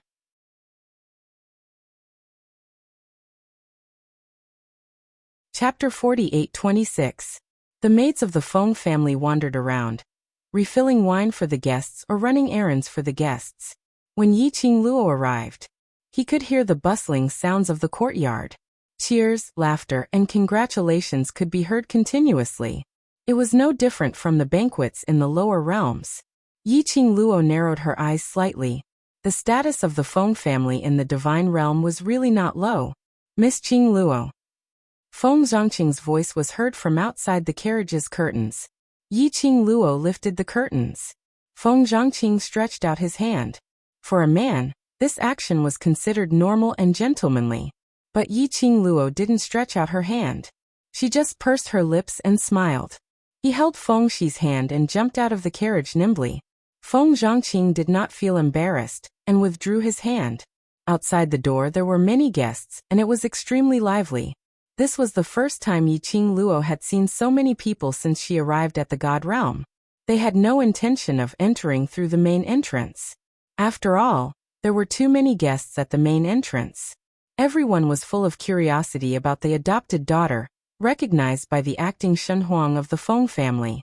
Naturally, the main character's appearance had to be grand. Feng Changqing and Ji Wuhua went to park the carriage. Feng Po led them along another path. Not long after they entered the courtyard, Fengxi had a stomachache, so she dragged Granny Feng to the toilet. Yiqing Luo originally wanted to tag along. Fengxi refused.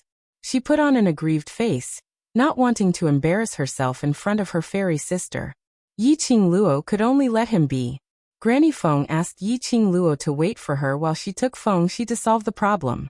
Yiqing Luo found a stone bench and waited for Granny Feng and Fengxi.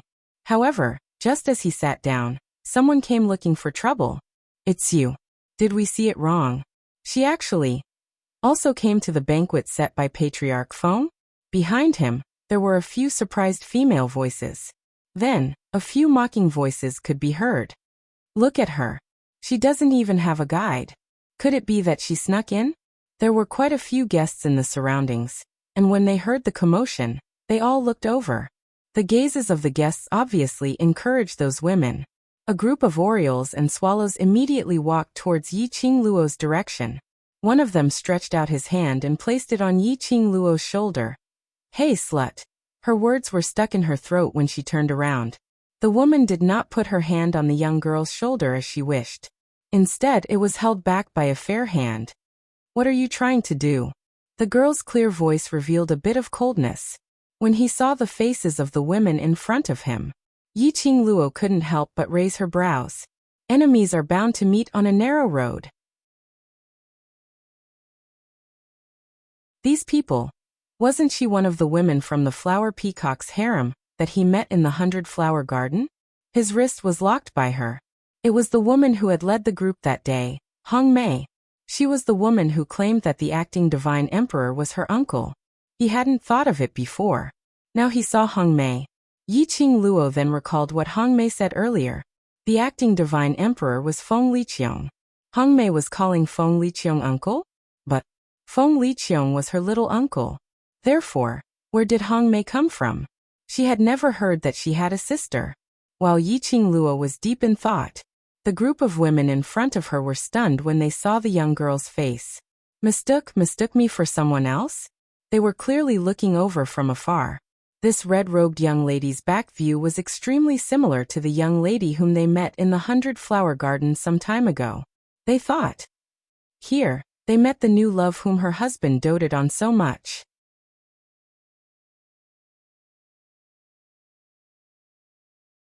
Chapter 48-27.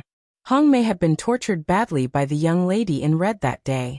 She had used a lot of precious herbs and recuperated for several days before she recovered. In addition, after that day's meeting, that young lady in red had disappeared from 100-Flower Gardens. The ladies in 100-Flower Gardens understood their husband's character very well. Meeting that kind of blazing sun type, she could totally arouse the desire of her husband. It was impossible for her husband to send that young lady away in just one day. She must have been kept as a mistress by her husband. The hatred of hurting Hong Mei, the hatred of stealing her husband. It could be said, Yi Qingluo was already the enemy of all the ladies in 100-Flower Gardens.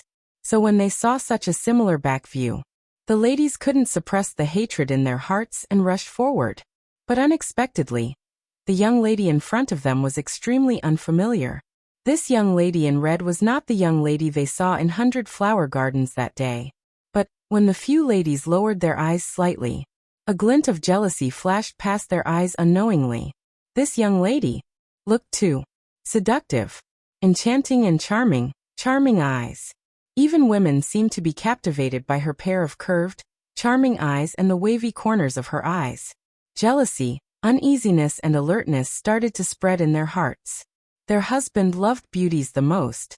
The beauty of this young lady in front of them had already surpassed all the beauties they had ever seen. No, it was even called charm. Their women's intuition told them. This young lady absolutely could not be left alive. If their husbands saw her, they were afraid. No one in 100-Flower Gardens could compete with her. Let go. Hong Mei stared at the young lady's coquettish face as she gritted her teeth and spat out 2 words. She thought that she had taken good care of her body. Her skin was fair and soft and could be called a beauty. But when the young lady's hand clasped her hand and lifted it slightly, the young lady's slender and long hand seemed to emit a jade-like glow, which made her hand look like an old man's hand. Enchanting and charming, smooth skin and jade-like bones. Yi Qingluo's pink lips curled up as she gave a mocking smile. Apologize.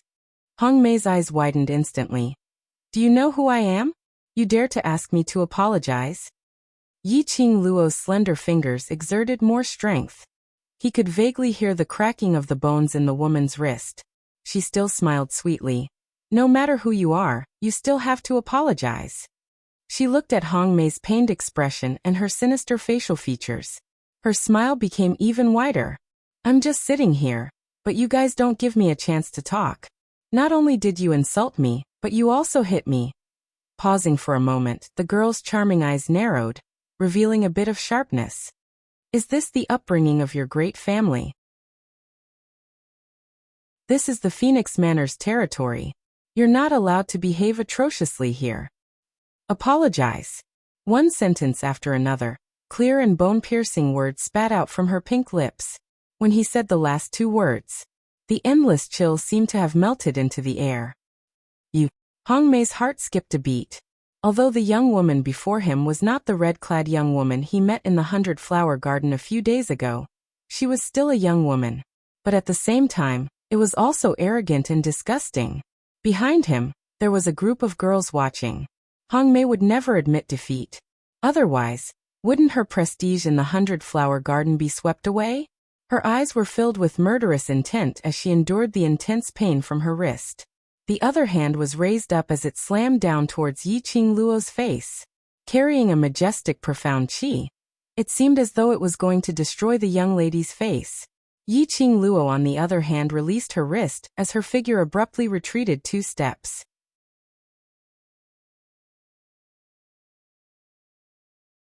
Chapter 48:28. Yiqing Luo loosened her grip. The girls behind her immediately went forward to support Hong Mei. "Sister Hong Mei, are you all right?" A group of people crowded forward with concern. Hong Mei's face was steely green as she stared coldly at Yiqing Luo, the hatred in her eyes, as though it was going to drown Yiqing Luo. She stared at Yiqing Luo furiously as her meticulously made-up face was slightly distorted. "You slut, do you know who I am?" "I don't care who you are." Yiqing Luo replied very straightforwardly as her narrow eyes were frivolous with a hint of ridicule. "I say, young lady, how old are you this year?" "What do you mean?" Hong Mei felt that she was being ridiculed. Yiqing Luo indifferently sized her up. "I think young lady should be at least 30 years old. Why are you acting like a 3-year-old child? You can't win." "So you want to sue your family? To get them to back you up?" Her words paused slightly as she seemed to have thought of something. "Oh right, nowadays a 3-year-old child wouldn't bring out their family's name for a small matter." She covered her lips as she laughed softly. A lively young lady with overflowing charm. Between this smile and frown, even a lady had no choice but to admit her charm and charm. Hong Mei finally understood that the young lady in front of her was ridiculing her. Her expression turned from steely green to extremely ugly. Her jade-like fingers clenched tightly. What, 30 years old? She was merely in her 20s. A lady's biggest taboo was to be called old, especially by a young lady who was younger and prettier than herself. Moreover, other than ridiculing her for looking old, there was also the second half of the sentence. This was simply an insult to her. First it was ridiculing her for being old. The next moment it was ridiculing that she wasn't even comparable to a 3-year-old child. Hong Mei's face flushed a deep red.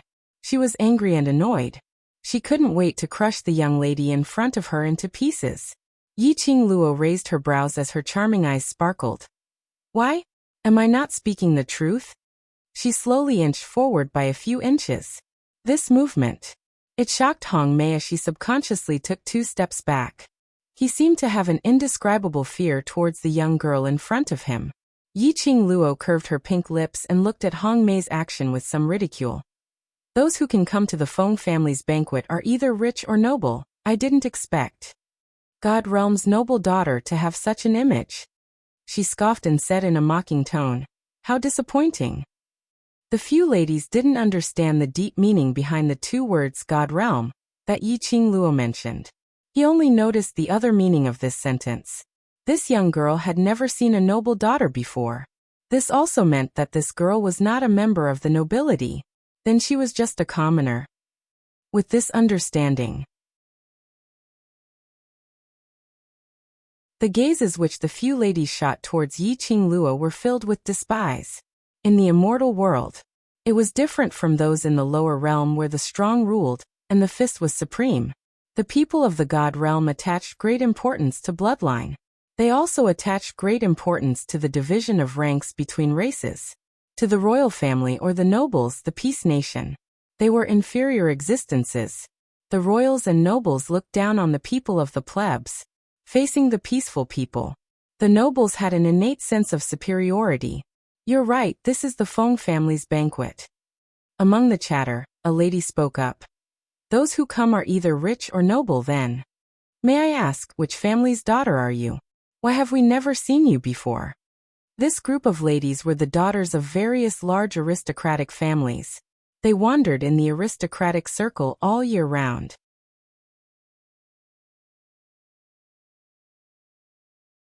Chapter 48:29. Naturally, he knew all of the young ladies and young masters of the various nobles. They were certain. This was the first time they met this young lady. Very unfamiliar. Another lady took out an invitation card and waved it in front of Yiqing Luo. Those who accept the invitation from the Feng family's banquet will have an invitation card, I wonder. Miss, do you have an invitation card? When the lady asked this, her tone suddenly raised. Apparently, she wanted to attract everyone's attention. The deeper meaning of the lady's words was much more interesting. Yiqing Luo didn't have an invitation card, which meant that she had snuck in through some shameful means. As for the purpose of sneaking in a beautiful and enchanting young lady, sneaking into a banquet full of nobles, what purpose could there be? Wasn't it the same thing? Instantly, the surrounding guests and the few ladies in front of her all looked at Yiqing Luo with a gaze filled with ridicule and deep meaning, facing all kinds of gazes from all directions. Yiqing Luo's expression didn't change at all. She faintly raised her eyebrows, arms crossed over her chest, looking languid and amorous. I don't have an invitation card. Sure enough, Hong Mei revealed a complacent smile. Without an invitation card, how did you enter the Feng family? Yiqing Luo lowered her eyes and looked at her feet. I walked in, don't tell me I flew in. You don't have an invitation card, who will let you in? Hong Mei spat. You're obviously the one who sneaked into the Feng family without permission. Yiqing Luo casually hooked her lips. I'm really sorry, I happen to be the kind of person who doesn't need an invitation card, and can still walk sideways in the Feng family. She curled her lips and glanced at Hong Mei with ridicule and ridicule. I'm different from you. This was simply a blatant ridicule. Hong Mei's face was almost twisted into a ball. You're still quibbling? Hong Mei looked behind her. Go, ask the Feng family's housekeeper to come over. Say that we caught a person who sneaked into the Feng family's banquet without an invitation card. The lady responded and hurriedly turned around to look for the person. Yiqing Luo crossed her arms and leaned against the stone table behind her. This Hong Mei was really a troublemaker. Whenever they met her, they would always cause trouble. Lin Mingyao wondered how her youngest uncle managed to have such a niece. If this Hong Mei was really little uncle's niece, Lin Mingyao would not be able to help her. She decided cut off all ties. She would never call a fool her sister. Yiqing Luo looked in the direction where Granny Feng and Feng Shi had left. He calculated the time. He guessed that Granny Feng would be back soon. Yiqing Luo wasn't in the mood to tangle with Hong Mei here. He still had to rush over to his grandfather's place. If grandfather waited for too long, the other guilds were worried. Moreover, when Feng Shi came over later, the kid would see such an unfriendly side of her, which might traumatize him at such a young age and make him think that women were terrifying creatures. That would be terrible. He could teach these little scums a lesson whenever he wanted. Don't panic. There was still a long way to go before the banquet. He would send Feng Shi over after he met his grandfather. Let's play slowly. Her pink lips were curled into a smile, and her eyebrows seemed to be filled with mockery. This caused the group of women to gnash their teeth in anger. Hong Mei was just about to say a few words of mockery before the Feng family's housekeeper arrived. But she suddenly heard the young lady call out in a frivolous tone. Oh, isn't that Flower King and Master Feng?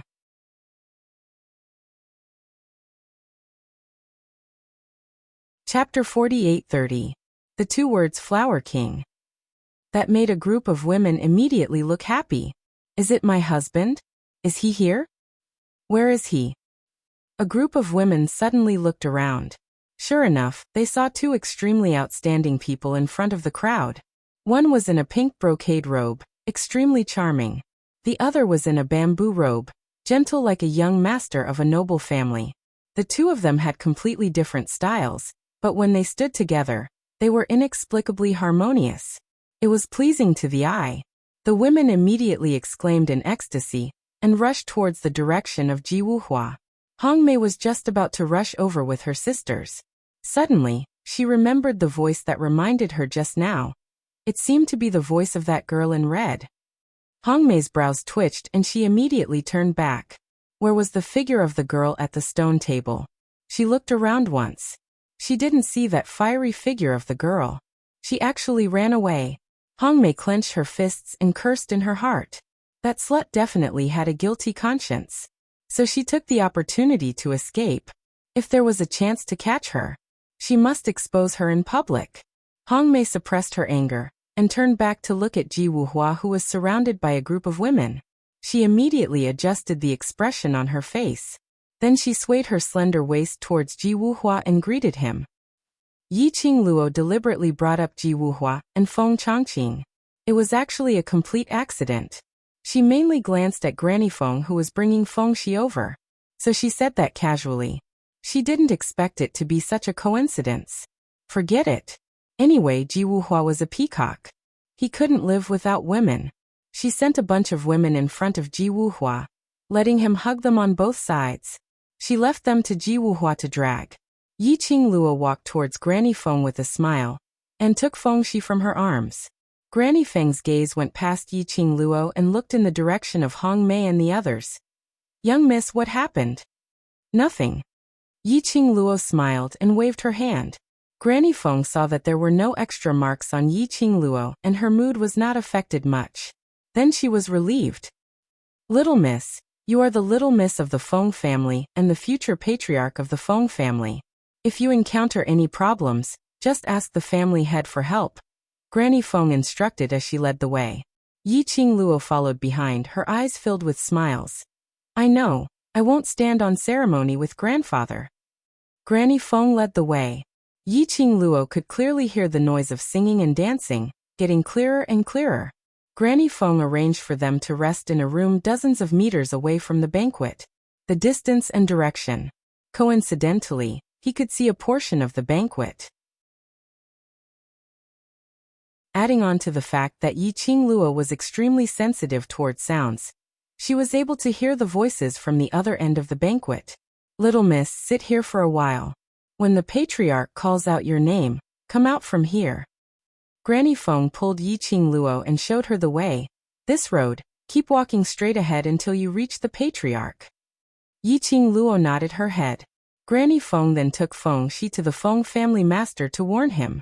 This small house was built in the garden and was surrounded by the fragrance of flowers. There were also branches that entered the house through the window. It was a different feeling. Yiqing Luo liked this style very much. The sound from the banquet was very lively. Yiqing Luo leaned against the window and looked towards the banquet. Through the cover of the branches, she could vaguely see that the guests were taking their seats.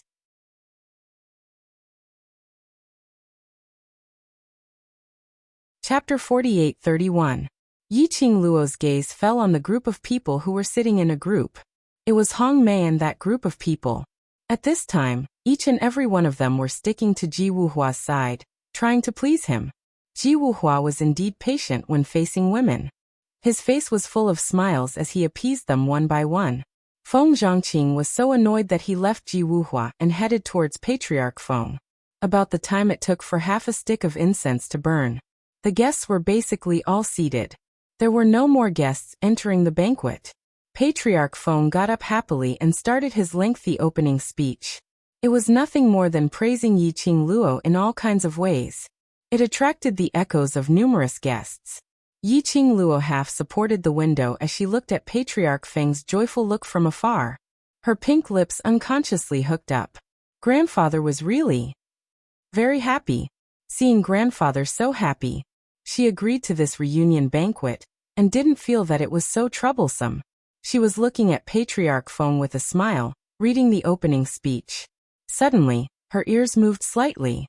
The smile on her face disappeared as her gaze suddenly congealed to a place not far away from the window. A black shadow flashed past. Vaguely, there was a bit of dangerous aura. Yiqing Luo's expression congealed as she flipped over the window and followed the black shadow quietly. That black shadow was extremely fast, wandering among the flower beds that filled the sky and the lush foliage of the trees, as if it was deliberately avoiding something. Yiqing Luo chased closely. She could vaguely see it.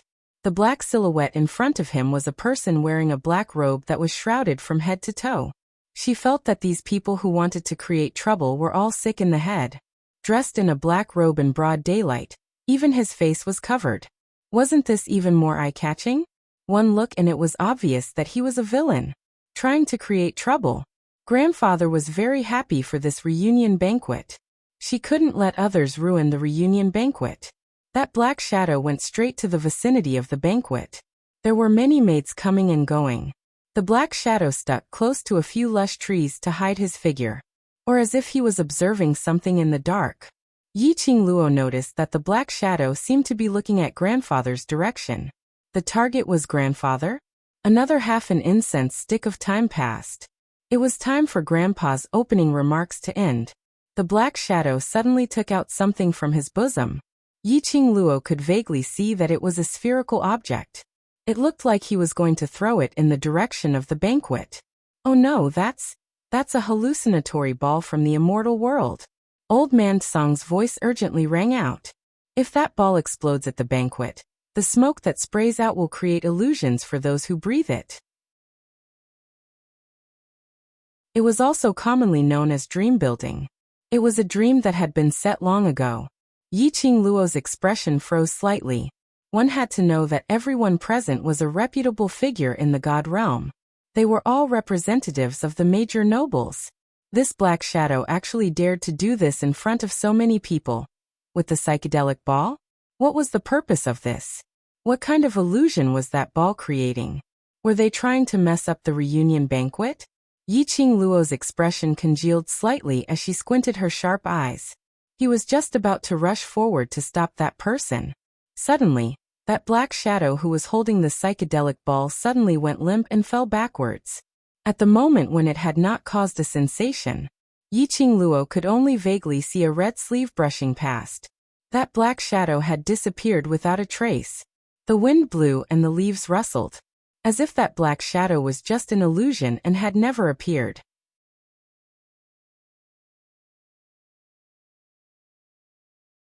Chapter 48-32. Yi Qingluo's eyes congealed as her brows furrowed slightly. She quickly moved and stopped at the place where the black figure had hidden itself. Her gaze surveyed the surroundings as she released her senses. Indeed, she didn't feel any abnormality. Impossible. Someone must have taken that black shadow away just now. What was their motive? Not waiting for Yi Qingluo to ponder over the reason, a mischievous person came looking for her. It's you. Hong Mei's voice was heard. You commoner, you really sneaked into the banquet. What motive do you have? Yi Qingluo turned her head. Then, he saw Hong Mei leading a few of her bewitching girls and 10 odd guards charging over in a ferocious manner. Hong Mei originally led a group of sisters, surrounding Ji Wuhua and fawning on him. But there were too many people crowding around. She only had one husband. Even if Ji Wuhua treated every lady gently and said a few words to her. But there was no way to take care of everyone. Plus Hong Mei had just been ridiculed by a commoner, young lady. Her mood wasn't particularly good. She was only thinking about that commoner young lady's motive in the Feng residence. It was a coincidence. She just happened to see the red-robed young lady's figure looming in the trees not more than 10 steps away from the banquet. She seemed to be hiding there, spying on everything at the banquet. Hong Mei was instantly excited. Indeed, someone who sneaked into the banquet. Now she was still hiding in the dark and didn't dare to show her head.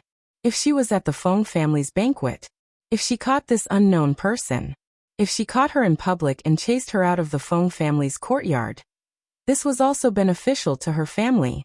It could also let her husband's sight be placed on her alone. And that slut would also be cursed by everyone in the god realm. Hence, which resulted in the above incident where Hong Mei led her men to surround Yi Qingluo. Hearing the familiar voice and that mischievous tone, Yi Qingluo raised her brows as she looked at Hong Mei. She hadn't looked for Hong Mei yet. Hong Mei actually came knocking on her door. Did she have to stick her face in front of her for her to slap? Yi Qingluo couldn't understand this trick. Hong Mei pointed at Yi Qingluo and looked at the guards behind her. It's this woman. She must have some motive for sneaking into the banquet. Quick, catch her. The guard stared at the girl in red in front of him. Suddenly he hesitated. The girl in front of him was enchanting and charming. Her pair of charming eyes seemed to ripple with the colors of the starry sky. He just stood there.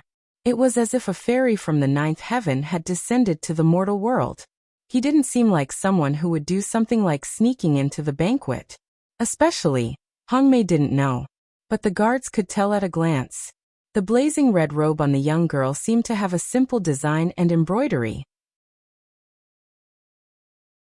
But in fact, whether it was the fabric or the embroidery, that was the exclusive top design of the Feng family. Especially on the girl's chest. It was embroidered like cherry blossoms. Isn't this the symbol of the Feng family? This girl. It was related to the Feng family. The guard's hesitation caused Hong Mei's expression to immediately darken. What are you all standing around for? I can guarantee you that she doesn't have an invitation on her. Looking at Hong Mei's gloomy face, Yiqing Luo's heart suddenly welled up with a trace of playful laughter. Her pink lips curled up into a bright smile. Yeah, I don't have an invitation. Heard that? She admitted it herself. Hong Mei grabbed the guard next to her. She doesn't have an invitation and yet she appeared here sneakily. There must be something wrong. Yiqing Luo's smile became even more radiant as her long and narrow eyes curved.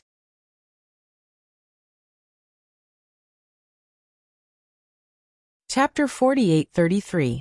I'm so powerful. Even without an invitation, I can still come and go freely in the Feng family. The young lady said with a smile. Her tone was very calm, without showing off at all, as if she was stating a fact. But this smile fell into Hong Mei's eyes. That was a blatant ridicule. She clenched her fists and sneered coldly. Who do you think you are? Saying such words at the Feng family's banquet. Aren't you afraid of cutting your own tongue? Some people just overestimate themselves. You've already been caught in the act, yet you're still putting on an act. Relying on that vixen face of yours, even the Feng family's guards are captivated. What a great ability. Isn't that so? The girls started to talk at once and started the ridicule mode. The guards' faces darkened when they heard that. What did it mean that they were captivated by a woman? They didn't have any eyesight, and even questioned their professional security? But the other party was a guest. No matter how dissatisfied they were in their hearts, they had to forcefully suppress it down, ignoring this group of women, and the young lady who was ridiculed by the crowd.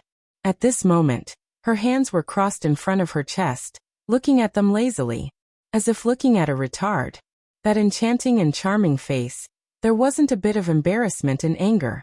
That kind of arrogance, elegance. It was an innate nobility that was naturally formed. What you said is right, some people just overestimate themselves.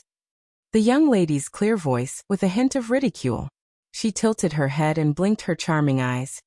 Why don't we make a bet? What do you want to do? Hong Mei's brows tightened vigilantly.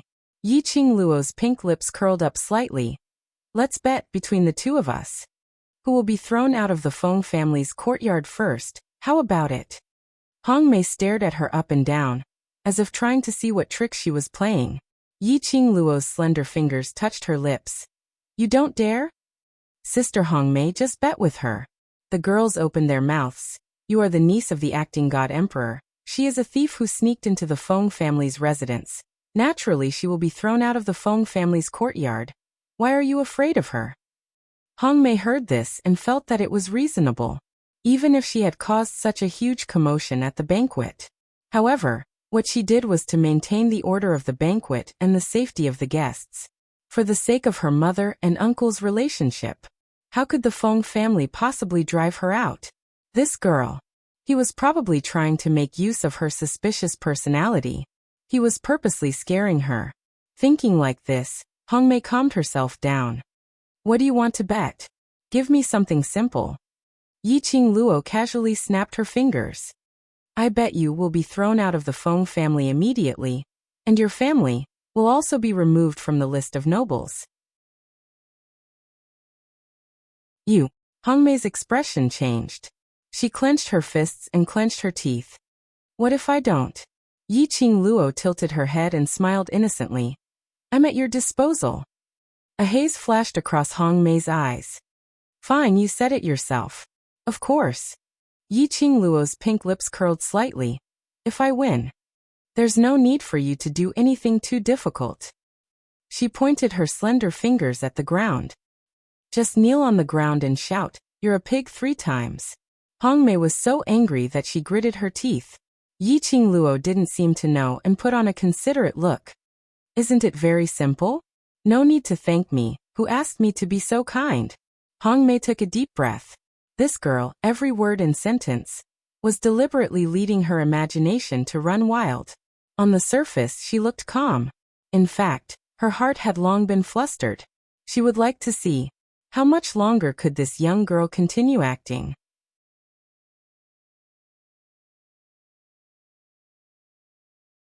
Chapter 48-34. Good. Hong Mei gritted her teeth and spat out a word. After that, she carefully stared at Yi Qingluo's expression, trying to see the panic on the young lady's face. But she only saw a mocking sneer on the young lady's face. As though she had made a stupid decision. Hong Mei's heart thumped hard. She had an inexplicable ominous premonition. After Hong Mei agreed, Yi Qingluo's long and narrow eyes curved up, like a blooming rose full of flames. I wish you good luck. I hope your position in the Feng family is very high. Words with a smile. But it was full of ridicule. Hong Mei sneered and raised her chin. That's natural. The girls next to her laughed like a flower. I'm afraid you still don't know who our sister Hong Mei is? She is the niece of the acting god emperor. The acting god emperor and the host of today's banquet, Patriarch Feng. Our father and son. That means, Sister Hong Mei is Patriarch Feng's granddaughter. The girls laughed together. Do you think Patriarch Feng will chase Sister Hong Mei out? Under the flattery of many beautiful women, Hong Mei was even more proud. Suddenly she became more confident. Looking at the group of girls in front of her, she smiled delightedly. Yi Qingluo's expression didn't change as she lightly spat out a word. Oh. After that her pink lips curved. Then you know. She raised her slender hand and pointed at the banquet, at the old man standing at the main seat. Her charming eyes winked playfully at him. After that, she retracted her gaze and looked at Hong Mei. This banquet, who is it for? Don't tell me you want to say it's you? Hong Mei ridiculed. Yi Qingluo nodded smilingly. Yes. Hong Mei couldn't help laughing. Ha ha ha. You don't even know who today's banquet is for, and you dare to say it's for you. This is the funniest school bell I've ever heard. Today is the banquet set up by the Feng family's patriarch for his granddaughter. Don't tell me you're going to say. Your Patriarch Feng's granddaughter? Huh. A few of them were giggling like orioles and swallows. The purple-clothed, black-haired girl rested her chin on her slender hand and nodded seriously. It's me. Ha ha ha. The group of people laughed even louder. Amidst the women's mocking laughter, the girl moved gracefully. He walked past them and headed straight for the banquet. A young girl dressed in a purple dress that was as beautiful as jade walked slowly and elegantly. Her silky black hair was combed into an exquisite hairstyle. Her enchanting face was devastatingly beautiful. She was like a fairy that had walked out of a painting. With a single glance, one would be captivated. After Hong Mei's disturbance, almost everyone's attention was drawn to him. Hong Mei's voice was so loud, everyone could roughly understand what was going on. They were all trying to guess the girl's identity. Everyone watched as the girl walked step by step towards the main seat of the banquet, towards the high-spirited old man dressed in an embroidered robe. Then he stood in front of the old man. He stretched out his hand. She smiled and said in a soft voice, "Grandfather." 2 simple words. However, it was like a bolt of lightning that struck the hearts of everyone present. One after another, they stared nervously at Patriarch Feng's expression. Immediately, they saw the old man raised his hand and held the girl's hand. You this child are naughty. What's going on? Didn't I tell you to listen to grandfather's words and come out? Why did you run out by yourself? Although his words were filled with complaints, but it was full of concern and pampering. 6 friends who read books, you can search for Blue, and you'll find this site in the first instance. Waste 7th young miss. Overlord, be gentle with your love.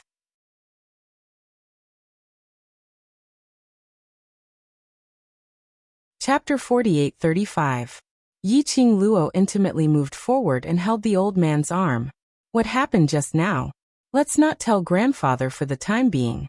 In case he was worried, she would tell Uncle Bone when there was a chance. Let Uncle Bone pay attention to the Feng family's courtyard. I just wanted to sneak out to take a look, I didn't expect. The young lady looked towards the direction of Hong Mei and the others. She deliberately diverted the topic. Hong Mei's action had already attracted the attention of the guests at the banquet. Yiqing Luo said so. Everyone's vision turned towards Hong Mei. Suddenly they heard what Yiqing Luo hadn't finished her sentence. Miss Feng wanted to sneak out to take a look because of the liveliness of the banquet, but was caught by Hong Mei. She insisted that the other party was a thief who sneaked into the Feng family courtyard. This was a big misunderstanding. The way everyone looked at Hong Mei was filled with the expression of watching a good show. This Hong Mei was famous for being arrogant and despotic in the God Realm's aristocratic circle, especially because she was infatuated with Flower King, one of the three kings. Addicted to Flower King's stunning looks. She would rather be one of Flower King's many women. She would rather not be another aristocratic's wife. Then she was especially disgusted with beautiful women. Whenever a young and beautiful woman appeared, she would compete with her for Flower King's favor. As a result, their methods were extremely cruel, and they destroyed many young and beautiful civilians. What's more, there were some aristocratic ladies whose status was not as good as Hong Mei's family. But Hong Mei had a good mother. She had a relationship with the acting god emperor. Many aristocrats were furious, but dared not say anything, which made Hong Mei even more unscrupulous. But now, Hong Mei had kicked an iron plate. The enchanting beauty who was thought to be easy to bully. She became the miss of the Feng family who was doted on by the Feng family. Could Hong Mei still rely on her mother's power to survive? Hong Mei, who was stared at by all kinds of strange gazes, felt cold all over and stood stiffly on the spot. She could clearly feel the mockery from the crowd, as well as the anticipation of a good show. She wanted to get angry. She wanted to roar. She wanted to scold those guests who wanted to laugh at her. But her body was stiff and she couldn't even say a word. His throat seemed to be blocked by something. It was difficult for her to breathe, and her exquisitely made-up face was flushed. No, impossible. How could that bitch be Miss Feng? But the girl standing next to the majestic Feng family master. The fiery red dress was as enchanting as fire. It made the young girl's enchanting face look even more alluring. Her long and narrow eyes were curved and watery. The girl just stood there. Her pink lips curled up into a faint smile. Languid, overbearing, insufferably arrogant. She was a true princess, a princess capable of showing disdain for all. Hong Mei's heart was thumping wildly. It sounded like it was about to jump out of his throat. She was dreaming. She was definitely dreaming. That bitch couldn't be Miss Feng. However, no matter how she opened and rubbed her eyes, everything in front of him, it was still happening. She continued to accept everyone's mocking gazes. Grandfather, it's her. When I just entered the Feng residence, she led that group of people to block my way, and even tried to kill me in the Feng residence. Sob, sob, sob. Yiqing Luo held Feng family master's hand and smiled sweetly. But the words that came out of her mouth were full of grievances. Hong Mei was so angry that her expression changed.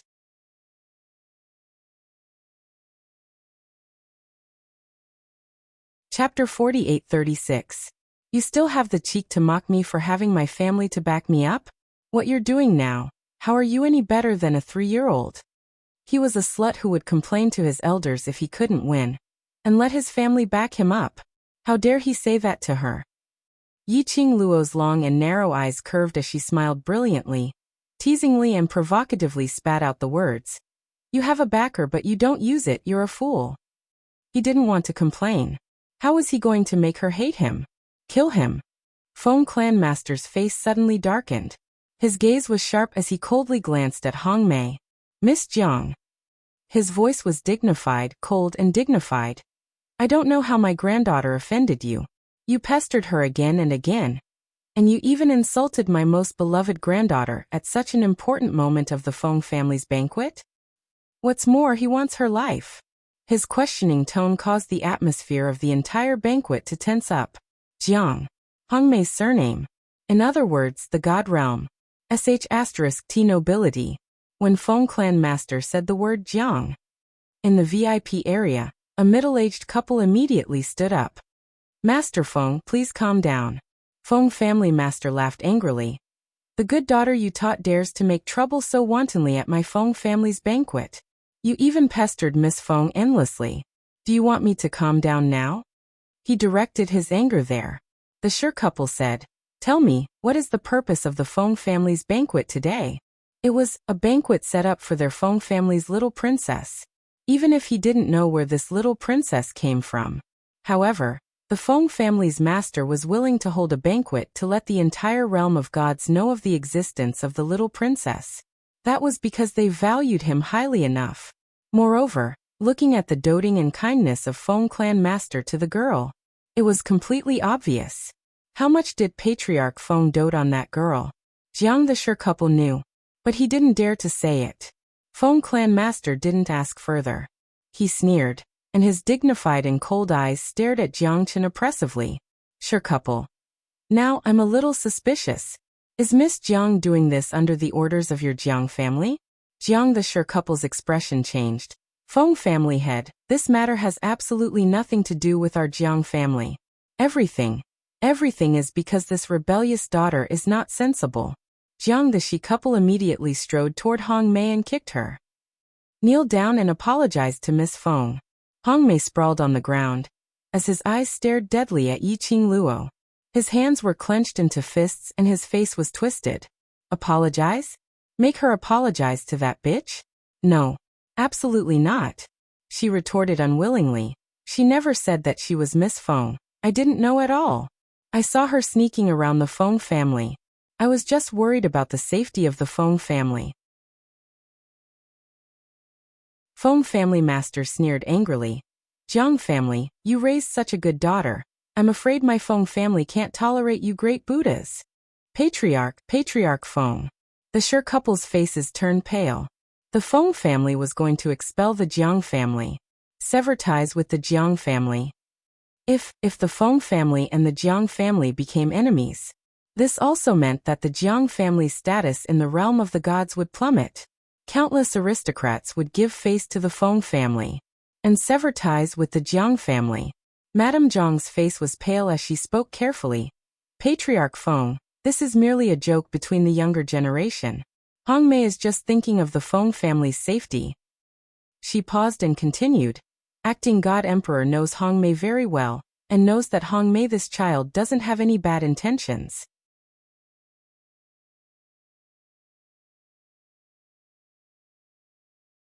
Chapter 48-37. Madame Jiang deliberately mentioned Feng Liqiang. She hoped that Patriarch Feng would calm down for Feng Liqiang's sake. But Madame Jiang didn't know what happened to the Feng family. She didn't know that Patriarch Feng was still angry with Feng Liqiang. Mentioning Feng Liqiang, that further ignited his anger. He opened his mouth and was about to fly into a rage. A pair of white nuns' tender and soft hand pressed his arm. The young girl raised her head. Her facial features were enchanting and charming. But that pair of eyes were clear and clean. That smile was also the old man's favorite pure young girl smile. It was like a warm breeze caressing the old man's face, easily soothing the anger in his heart. Grandfather, such a small matter. It's not enough to make you so angry. Yiqing Luo smiled softly. Don't get angry, I will be worried. The young girl's gentle words. Just a few simple words. This calmed down the furious old man's expression. Yiqing Luo smiled as she rubbed his arm. Leave this matter to me to handle. All right, no matter what you want to do, grandfather will support you. Patriarch Feng's words unconsciously told everyone that he doted on Yiqing Luo and Yiqing Luo's position in the Feng family. Yiqing Luo curved her charming eyes. Grandfather is the best. Softly acting coquettishly, made the old man smile. The displeasure he felt just now was completely gone. Yiqing Luo coaxed grandfather, then raised her eyes, narrow and charming eyes, looked at Hong Mei who was lying on the ground. Madame Jiang saw that the matter was handed over to a young girl like Yiqing Luo to handle. That was compared to Patriarch Feng, that kind of stubborn old man. It was much easier to deal with. Madame Jiang put on a kind smile, went forward and smiled at Yiqing Luo. Miss Feng, Hong Mei is just joking with you. Miss Feng is so beautiful. I think you must be a kind woman.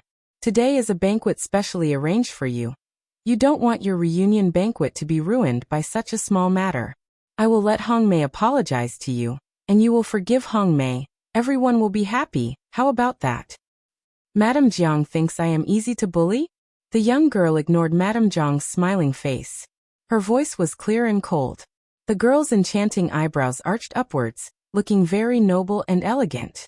She curled her lips and smiled casually. Joking? Madame Jiang likes to joke around so much. Why don't our Feng family play a few more with you? Who does Hong Mei think she is? You want me to forgive you just because you apologized to me? It was just a few short sentences. He was born with nobility and disdain. It was emanating from his bones. It was also completely untouched. The nobles didn't have any face at all. Jiang the Shi couple's faces were as black as the bottom of a pot. At this moment, suddenly, a voice came from the other end of the banquet avenue. Is this the atmosphere of the reunion banquet? There was a hint of ridicule in that voice.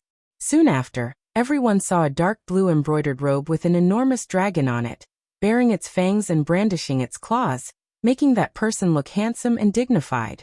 With one hand behind his back, he walked calmly. When they entered the banquet, all the guests stood up. Acting Divine Emperor. Who would have thought that the acting God Emperor would come personally? It seemed that the Feng family really cared about this little princess. Everyone was excited. Why is he here? Feng family's patriarch frowned. Looking at Feng Liqiong striding towards them, he lowered his voice. Little Luo, it's you? Feng Liqiong was poisoned by Yiqing Luo. She had been lying on the bed, unable to move.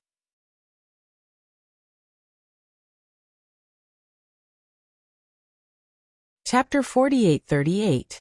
The head of the Feng family also had the intention of confining Feng Liqiong for a few days, so that she could put all the messy things in her mind to the back of her mind.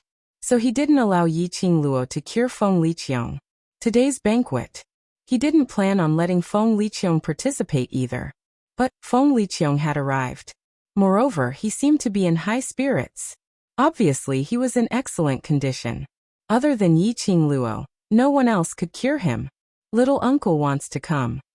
Yiqing Luo's charming eyes curved.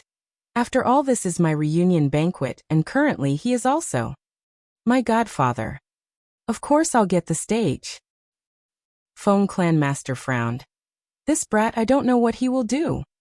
Little uncle is the acting God Emperor. With his status, the banquet has already started. How could he cancel the banquet at the last minute? Yiqing Luo wasn't worried that Feng Liqiong would do that. To youngest uncle, protecting the Feng family and protecting God Emperor's reputation is the most important thing for him. Therefore, even if he really wanted the so-called treasures of the Feng family, he had been suppressing the restlessness in his heart.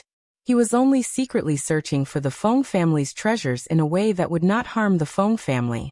Feng family lord glanced at Feng Liqiong and snorted a few times. You're too soft-hearted. If that bastard does anything to embarrass you later, don't blame me for not giving face to his acting Shen Huang. His words were full of disdain.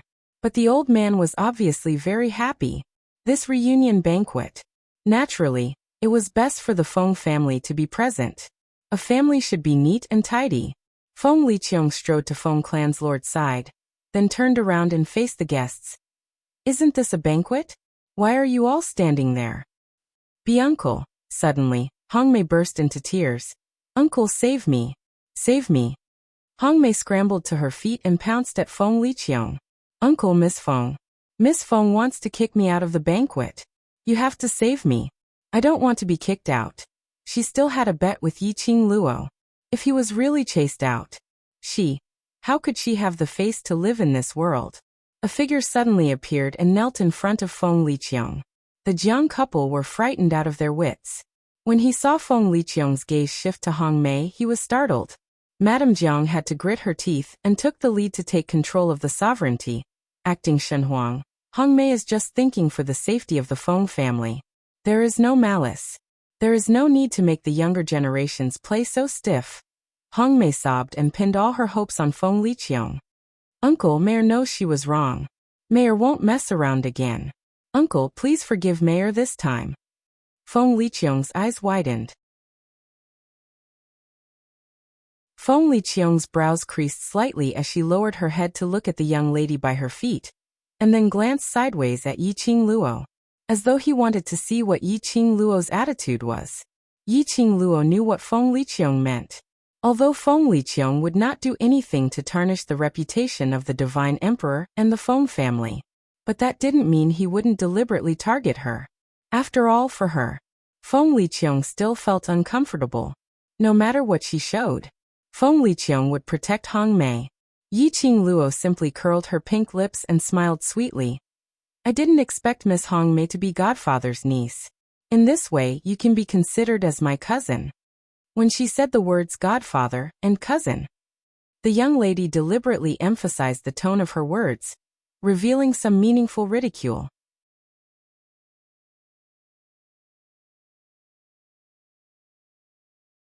Chapter 48-39. Feng Liqiang's face turned slightly red from the two forms of address. The feeling of being called godfather by his own niece was really awkward, especially when he heard his own niece mentioning another niece in a mocking tone. He almost couldn't hold back and wanted to explain, but after meeting the young lady's slightly teasing long narrow eyes, Feng Liqiang still suppressed this impulse. Immediately after, he heard Yiqing Luo's extremely generous voice leisurely. In addition, cousin Hong Mei is one of the flowers in the Flower King's backyard. He didn't know if the young lady did it on purpose. She intentionally mentioned one of the Flower Kings in the backyard. Full of sarcasm. However, the young girl was full of smiles, like a blooming flower, bright and beautiful. There was no fault to be found. After all, I am beautiful and kind-hearted, so I won't haggle with cousin Hong Mei. Yiqing Luo touched her own face. Where is she? Stay and attend my family reunion banquet. The meaning of her words was to let the Jiang family's aristocrats off. He was obviously humiliated in front of everyone with a smile on his face and politely. Hong Mei was forced by her own parents to bow and thank them. He was extremely lowly. Hong Mei was so angry that her face was twisted. However, he still avoided giving thanks and apologies that were as humble as dust. Yiqing Luo waved her hand in a lofty manner. It's all right, I hope cousin Hong Mei can open her eyes and use her brain. Immediately after, her charming eyes turned to Feng Liqiang. Is Godfather satisfied with the way I handled it? Feng Liqiang's face darkened. His face was cold and his eyes were icy cold, but the words he spoke were warm, which didn't match his expression. Qing Luo is now the Feng family's miss. No matter what you do, you have your own judgment. Godfather will not obstruct you. Do whatever you want to do. That sentence was telling Yiqing Luo. She could deal with the Jiang family's aristocrats however she wanted. He wouldn't interfere. She didn't need to give him face. But, was Feng Liqiang really so kind? Yiqing Luo didn't believe it. That rotten old man of his is very bad. Who knew what game he was playing? In any case, it was right not to listen. Feng Liqiang's words caused Hong Mei, who had been kneeling on the ground, to go limp. The Jiang couple were so frightened that they almost knelt down. If the acting god emperor didn't care about them, their Jiang family would really be destroyed in a day. But fortunately, Yiqing Luo didn't change her mind because of Feng Liqiang's words. She only curved her pink lips into a peerlessly beautiful smile. Then it's decided. Mr. and Mrs. Jiang were right about one thing. Grandpa cares a lot about the reunion party. There's no need to affect Grandpa's and my mood for the unimportant people and trivia. She took Master Feng's arm and smiled at him intimately. Grandpa, am I right? Little Luo is right. Whatever little Luo says is right. Patriarch Feng doted on him unconditionally. Yiqing Luo's smile became even more joyous. This episode. And so the curtains fell. Feng clan master glanced at the Jiang clan's aristocrats and waved his hand. He gestured for them to return to their positions. Hong Mei was almost lifted up and brought towards the direction of the Jiang clan's aristocrats. Those women who had followed Hong Mei and acted as her accomplices were also taken back by their respective families. Ji Wuhua's side was instantly deserted by half. Ji Wuhua leaned lazily on Feng Zongqing's shoulder as he gave a devilish smile. TSK, this little witty girl, I really like her more and more.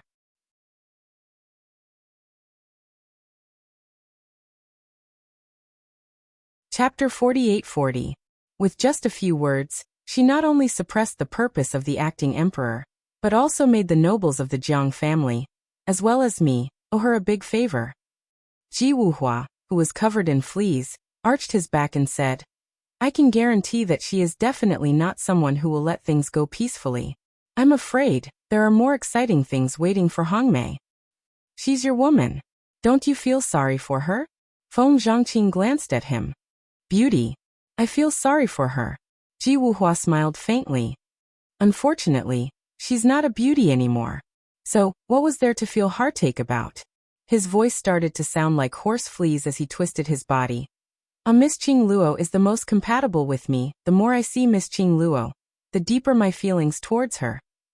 Don't even think about it, Feng Zhangqing said lightly. She can't possibly like you. How could there be a woman in this world who doesn't like me? Ji Wuhua abruptly sat up straight as he caressed his own face with one hand. Say, what kind of person do you think is able to attract Miss Qing Luo's attention? He sighed. I'm so good-looking, but Miss Qing Luo doesn't even fancy me. Don't tell me there's a man who is better looking than me in this world. Feng Changqing. He turned his head away with an expression that said, I don't want to talk to this idiot. However, when Feng Zhangqing slightly lowered his eyes, that gentle face had a hint of melancholy that flashed for a moment before disappearing. Hongmei returned to her seat. There were also sounds of ridicule coming from all directions. It was especially so for the noble lady who was not used to seeing her. She sneered. Some people are really bold. I'm afraid they didn't bring their eyes when they went out. They didn't even recognize the high and mighty Miss Feng. Not only did I not bring my eyes, I didn't bring my brain either. Does she have a brain?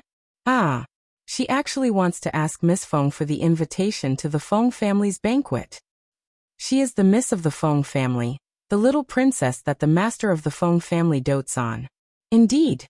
Even without an invitation letter, she can still rampage in the Feng family. Ha ha ha, what a joke. Be it the lower realms or the god realm, a person's bad nature would never change. When a wall is down, everyone gives it a push. Even if Miss Feng was merciful and forgave Hongmei. But the impact of this matter on the nobles of the Jiang family was not insignificant, even if they could still stand firmly among the ranks of nobles. But they were not on the same level as the nobles of the Jiang family, who were above thousands of nobles before today. Hongmei was so angry that she wanted to explode. However, the Jiang couple glared at him. Do you think you haven't caused enough trouble? If it wasn't for the fact that they were at a banquet, they all wanted to beat this evil woman to death. After the episode, Patriarch Feng followed the procedure. He introduced Yi Qing Luo to the public once again. Everyone's congratulatory and praising voices rang out continuously. The banquet officially began. The group of people ate, drank, and had fun. They were very carefree. Yi Qing Luo had been obediently following beside Patriarch Feng, allowing Patriarch Feng to present her like a treasure, introducing her to numerous aristocrats. He accompanied her for a few drinks. Yi Qing Luo's cup was replaced by tea. A group of people gathered around a table. Yi Qing Luo was introduced. It was one of the 5 great aristocratic families, the Shen aristocratic family. The other party was also a grandfather and a grandson. Obviously, the old man on the other side had a good relationship with Patriarch Feng. The two of them drank a few cups of wine. Old Shen began to inquire. Where did Patriarch Feng deceive this granddaughter of yours? She looks so beautiful. I wonder if she is married? The moment these words came out,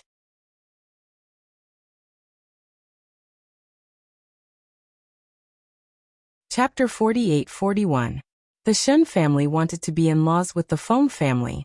Eldest young Master Shen's complexion was like a jade crown, and his looks were rather handsome. His thin lips curled into a modest and polite smile as he spoke to Yi Qing Luo.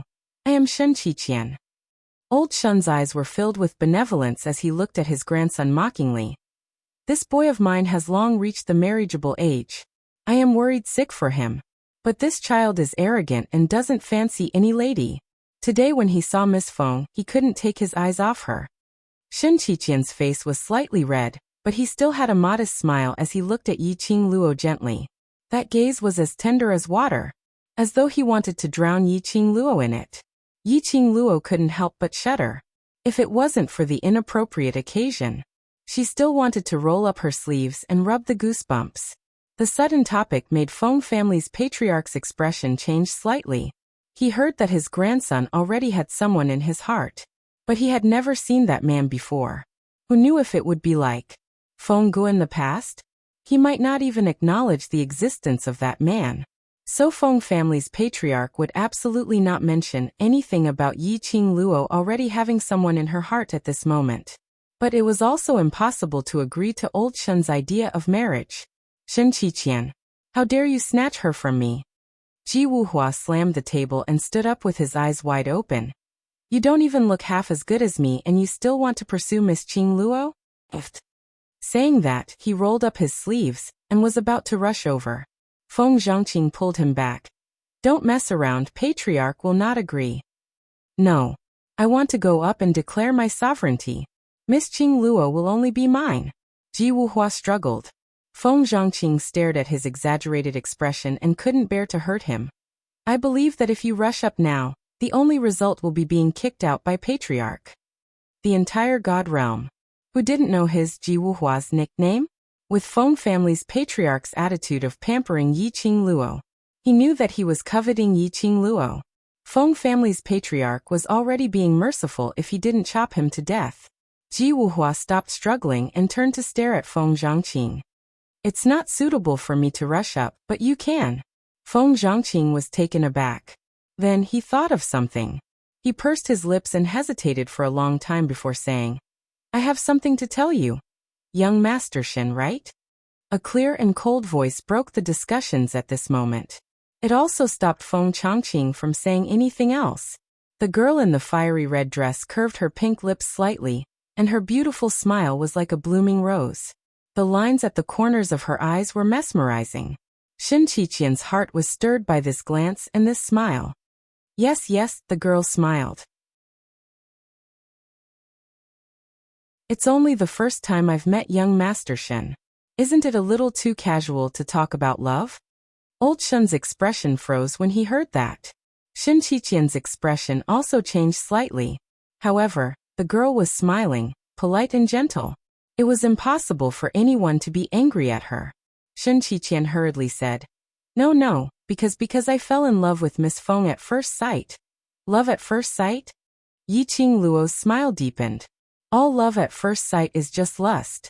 To put it bluntly, young Master Shen is only interested in my body. This body.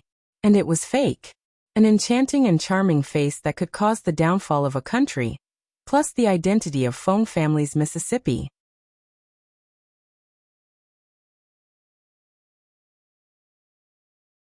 Chapter 48-42. Probably half of the people present had fallen in love with her at first sight. Shen Qiqian was stumped by Yi Qingluo's words. Patriarch Feng interrupted in time. All right, these matters should be decided by the juniors themselves. He looked lovingly at the young lady next to him. I have nothing more to ask for now. I only hope that my little Luo can be happy. Old Shen laughed out loud as he patted Shen Qiqian's shoulder. Qianer, did you hear that? Old Feng wants you to grasp the opportunity yourself. Shen Qiqian's face flushed slightly, showing the youth's inexperience. I understand. They were all smart people. Every word and sentence could lead to various topics. Patriarch Feng naturally wouldn't fall out in front of everyone. Shen Qiqian's eyes were filled with tenderness as he looked at Yi Qingluo with a modest and warm smile. Miss Feng, I will use time to prove my sincerity. Yi Qingluo. She wanted to vomit. To tell the truth, she didn't want to expose Shen Qiqian's modest mask. No matter how young and inexperienced Shen Qiqian appeared, no matter how tender he was, she could see the greed and yearning in Shen Qiqian's eyes. To put it bluntly, he got close to her because of her identity as the Feng family's Miss Plus. This face. Of course, even without this face, Shen Qiqian would come over. His motive was too strong. Yi Qingluo was just about to put on a smiling face. Suddenly, a voice was heard from not far away. Sincerity and time, We don't need to trouble eldest young Master Shin. Feng Liqiang walked over slowly. He squinted his eyes dangerously as he looked at Shin Qiqian with a faint smile. Our little Luo already has a fiancé. What? Shin Qiqian frowned in shock. How is this possible? Why is it not possible? Feng Liqiang scoffed lightly as he strode to Yiqing Luo's side. Yiqing Luo looked sideways as she stared at Feng Liqiang's face. He secretly reached out to his waist and pinched him hard. What is the meaning of this, foster father? Feng Liqiang's expression remained unchanged as he straightened his back and looked towards the direction of the guests. Changqing, come over. Feng Changqing rose to his feet. Ji Wuhua grabbed his arm.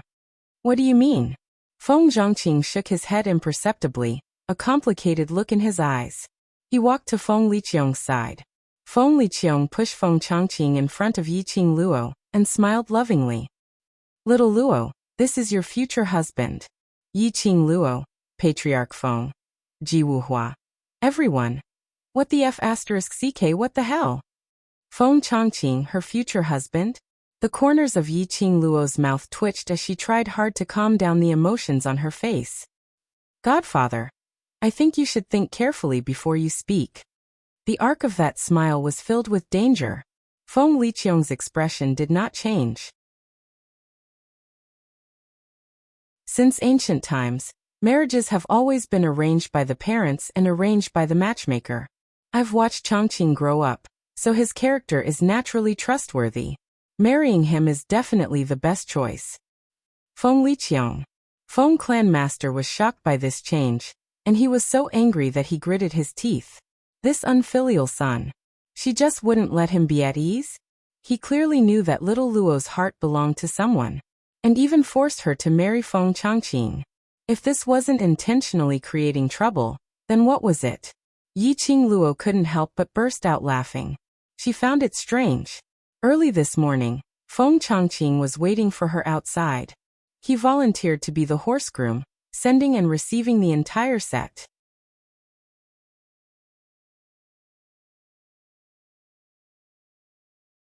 Chapter 48-43.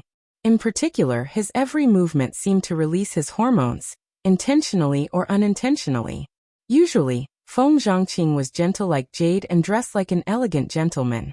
But today he had obviously dressed up meticulously. Although Yiqing Luo felt strange, she didn't think too much about it. After all, there was still Ji Wuhua by the side. Feng Zhangqing didn't do anything else. But now, Yiqing Luo understood the reason behind it. It was clear that Feng Liqiang had planned this from the start. Trying to tie her and Feng Zhangqing together? Was she sure that she wasn't willing to spoil this banquet? Mother****. Secluded palace didn't play any tricks. Instead it was Feng Liqiang, who was stirring up trouble here. Yiqing Luo expressed. She wanted to punch someone but she still had to maintain her smile. Little Luo and Zhangqing have always been getting along well. If the two of them can develop further, and turn my disciple into my son-in-law, what's wrong with that? Feng Liqiang smiled warmly and arrogantly. His phoenix eyes were slightly raised as he looked at Yiqing Luo in a slightly provocative manner. Yiqing Luo gave a fake smile. If you want to increase our relationship, why don't you just acknowledge him as your godson? Feng Liqiang waved her hand. Zhangqing likes you as his master. I naturally have to fulfill his wish. What King perfection was this? Happy my ass. Don't think she didn't know. Feng Zhangqing didn't like her at all. The reason why he did this was because he listened to his master's words. Feng Liqiang's move made old Shen a little embarrassed. They wanted to make use of this Miss Feng to climb up to the Feng family. But they didn't expect that Feng Liqiang had already set the engagement for Miss Feng. Their restless hearts could only be kept away. But they accepted. It didn't mean others would. For example, Ji Wuhua. Ji Wuhua was in a daze. His goddess wanted to be good to his best brother, and they were going to get engaged? Just a moment ago, he was still telling his brother about his deep love for his goddess. The next moment his brother and his goddess were together? Couldn't accept it. A swoosh sound was heard. He rose to his feet, pointing a finger at Feng Zhangqing and cursed. Feng Zhangqing. Shin Qiqian came out to snatch Miss Qing Luo from me, and now you're here to snatch her from me. Do you still see me as your brother? He strode forward, grabbed Feng Zhongqing's lapel, and shouted valiantly, I don't agree. I absolutely won't agree. Following that, he looked towards Patriarch Feng with a serious look. Patriarch Feng, actually I have had Miss Qing Luo's heart for a very long time. He was serious and full of sincerity. After finishing this sentence, Feng Clanmaster's white beard twitched as he stared at Ji Wuhua. Tell me, are you not happy when you see that woman? Ji Wuhua put on a serious look. Now I only have Miss Qing Luo in my eyes. As long as Patriarch Feng is willing to betroth Miss Qing Luo to me, those ladies in my 100 flower gardens are willing to dismiss Miss Qing Luo. You get lost. Patriarch Feng couldn't control himself as he lifted his leg and kicked Ji Wuhua's face. I would rather marry Xiao Luo to Zhongqing than marry a libertine like you. Looks like father has agreed to this marriage. Feng Liqiang took the opportunity. Since that's the case, then this matter is decided. You. Patriarch Feng pointed at Feng Liqiang, and then pointed at Ji Wuhua. Ji Wuhua was doing this on purpose, to make him agree to Feng Zhongqing's marriage? Ji Wuhua. He wanted to cry but no tears came out. He was wrongly accused. This acting god emperor was simply too treacherous. He wasn't convinced.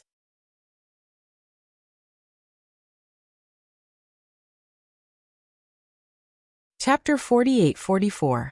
No matter how Ji Wuhua howled, Feng Liqiang had already made the announcement of the marriage with great determination. Ji Wuhua's eyes were brimming with tears as he rushed to Yi Qing Luo's side. Miss Qing Luo, the sun and moon can prove my feelings for you. The acting god emperor and I are definitely not in cahoots. He is scheming against me. As he wailed, as he stretched out his demonic claws towards Yi Qing Luo's little hand. Miss Qing Luo, I am sincerely pleased with you. Feng Zhongqing, that enigmatic gourd, if you marry him, you will definitely be suffocated to death. And he is not as good-looking as me. Only I am the best choice. An incomparably sincere confession. It made Yi Qing Luo's lips twitch. Enough.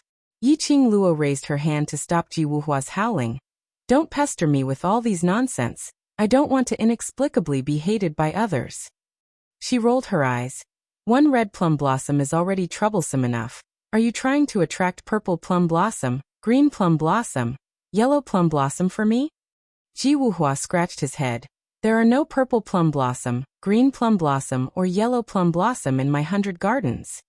Yi Qing Luo. Get lost. Yi Qing Luo couldn't be bothered to talk to this retard. He looked past Ji Wuhua, who was retarded, and looked at the gentle and handsome Feng Liqiang, who was facing Feng Chongqing and putting on a foster father posture. His words implied that he would hand over his daughter to him, and so on and so forth. Yi Qing Luo. This fellow had changed from the identity of a little uncle to the identity of a godfather. It was rather easy. Yi Qing Luo, who couldn't take it anymore, called out in a clear voice, Feng Zhongqing. This call immediately made everyone's gazes look over. After Feng Liqiang announced Yi Qing Luo and Feng Zhongqing's marriage, everyone was congratulating him and discussing him. Now that they suddenly heard the main character in the discussion, taking the initiative to change to another main character, they suddenly felt that there was a good show to watch. Under everyone's gaze, all kinds of strange emotions intertwined. Yi Qing Luo's expression didn't change at all. Her brows raised slightly and her pink lips curled slightly, as though she was the ruler of the world, noble and elegant. You have no objections to what Godfather said? She asked directly. She didn't have the shyness that an ordinary woman should have. Feng Zhongqing smiled warmly at her. The acting emperor is my Shifu. I have no objections to his words. Yi Qing Luo's smile deepened. So you want to marry me? Miss Feng is as beautiful as a fairy, gentle and virtuous. You are the daughter of a noble family. Anyone would want to marry you. Feng Zhongqing also smiled warmly. Yi Qing Luo went straight to the point.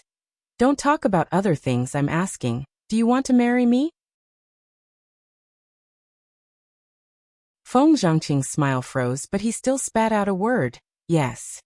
Feng Chongqing. You heartless man. Ji Wuhua was so angry that he shouted, "Are you still my brother? You obviously know that I love Miss Qing Luo deeply, and you still dare to butt in." Yi Qing Luo.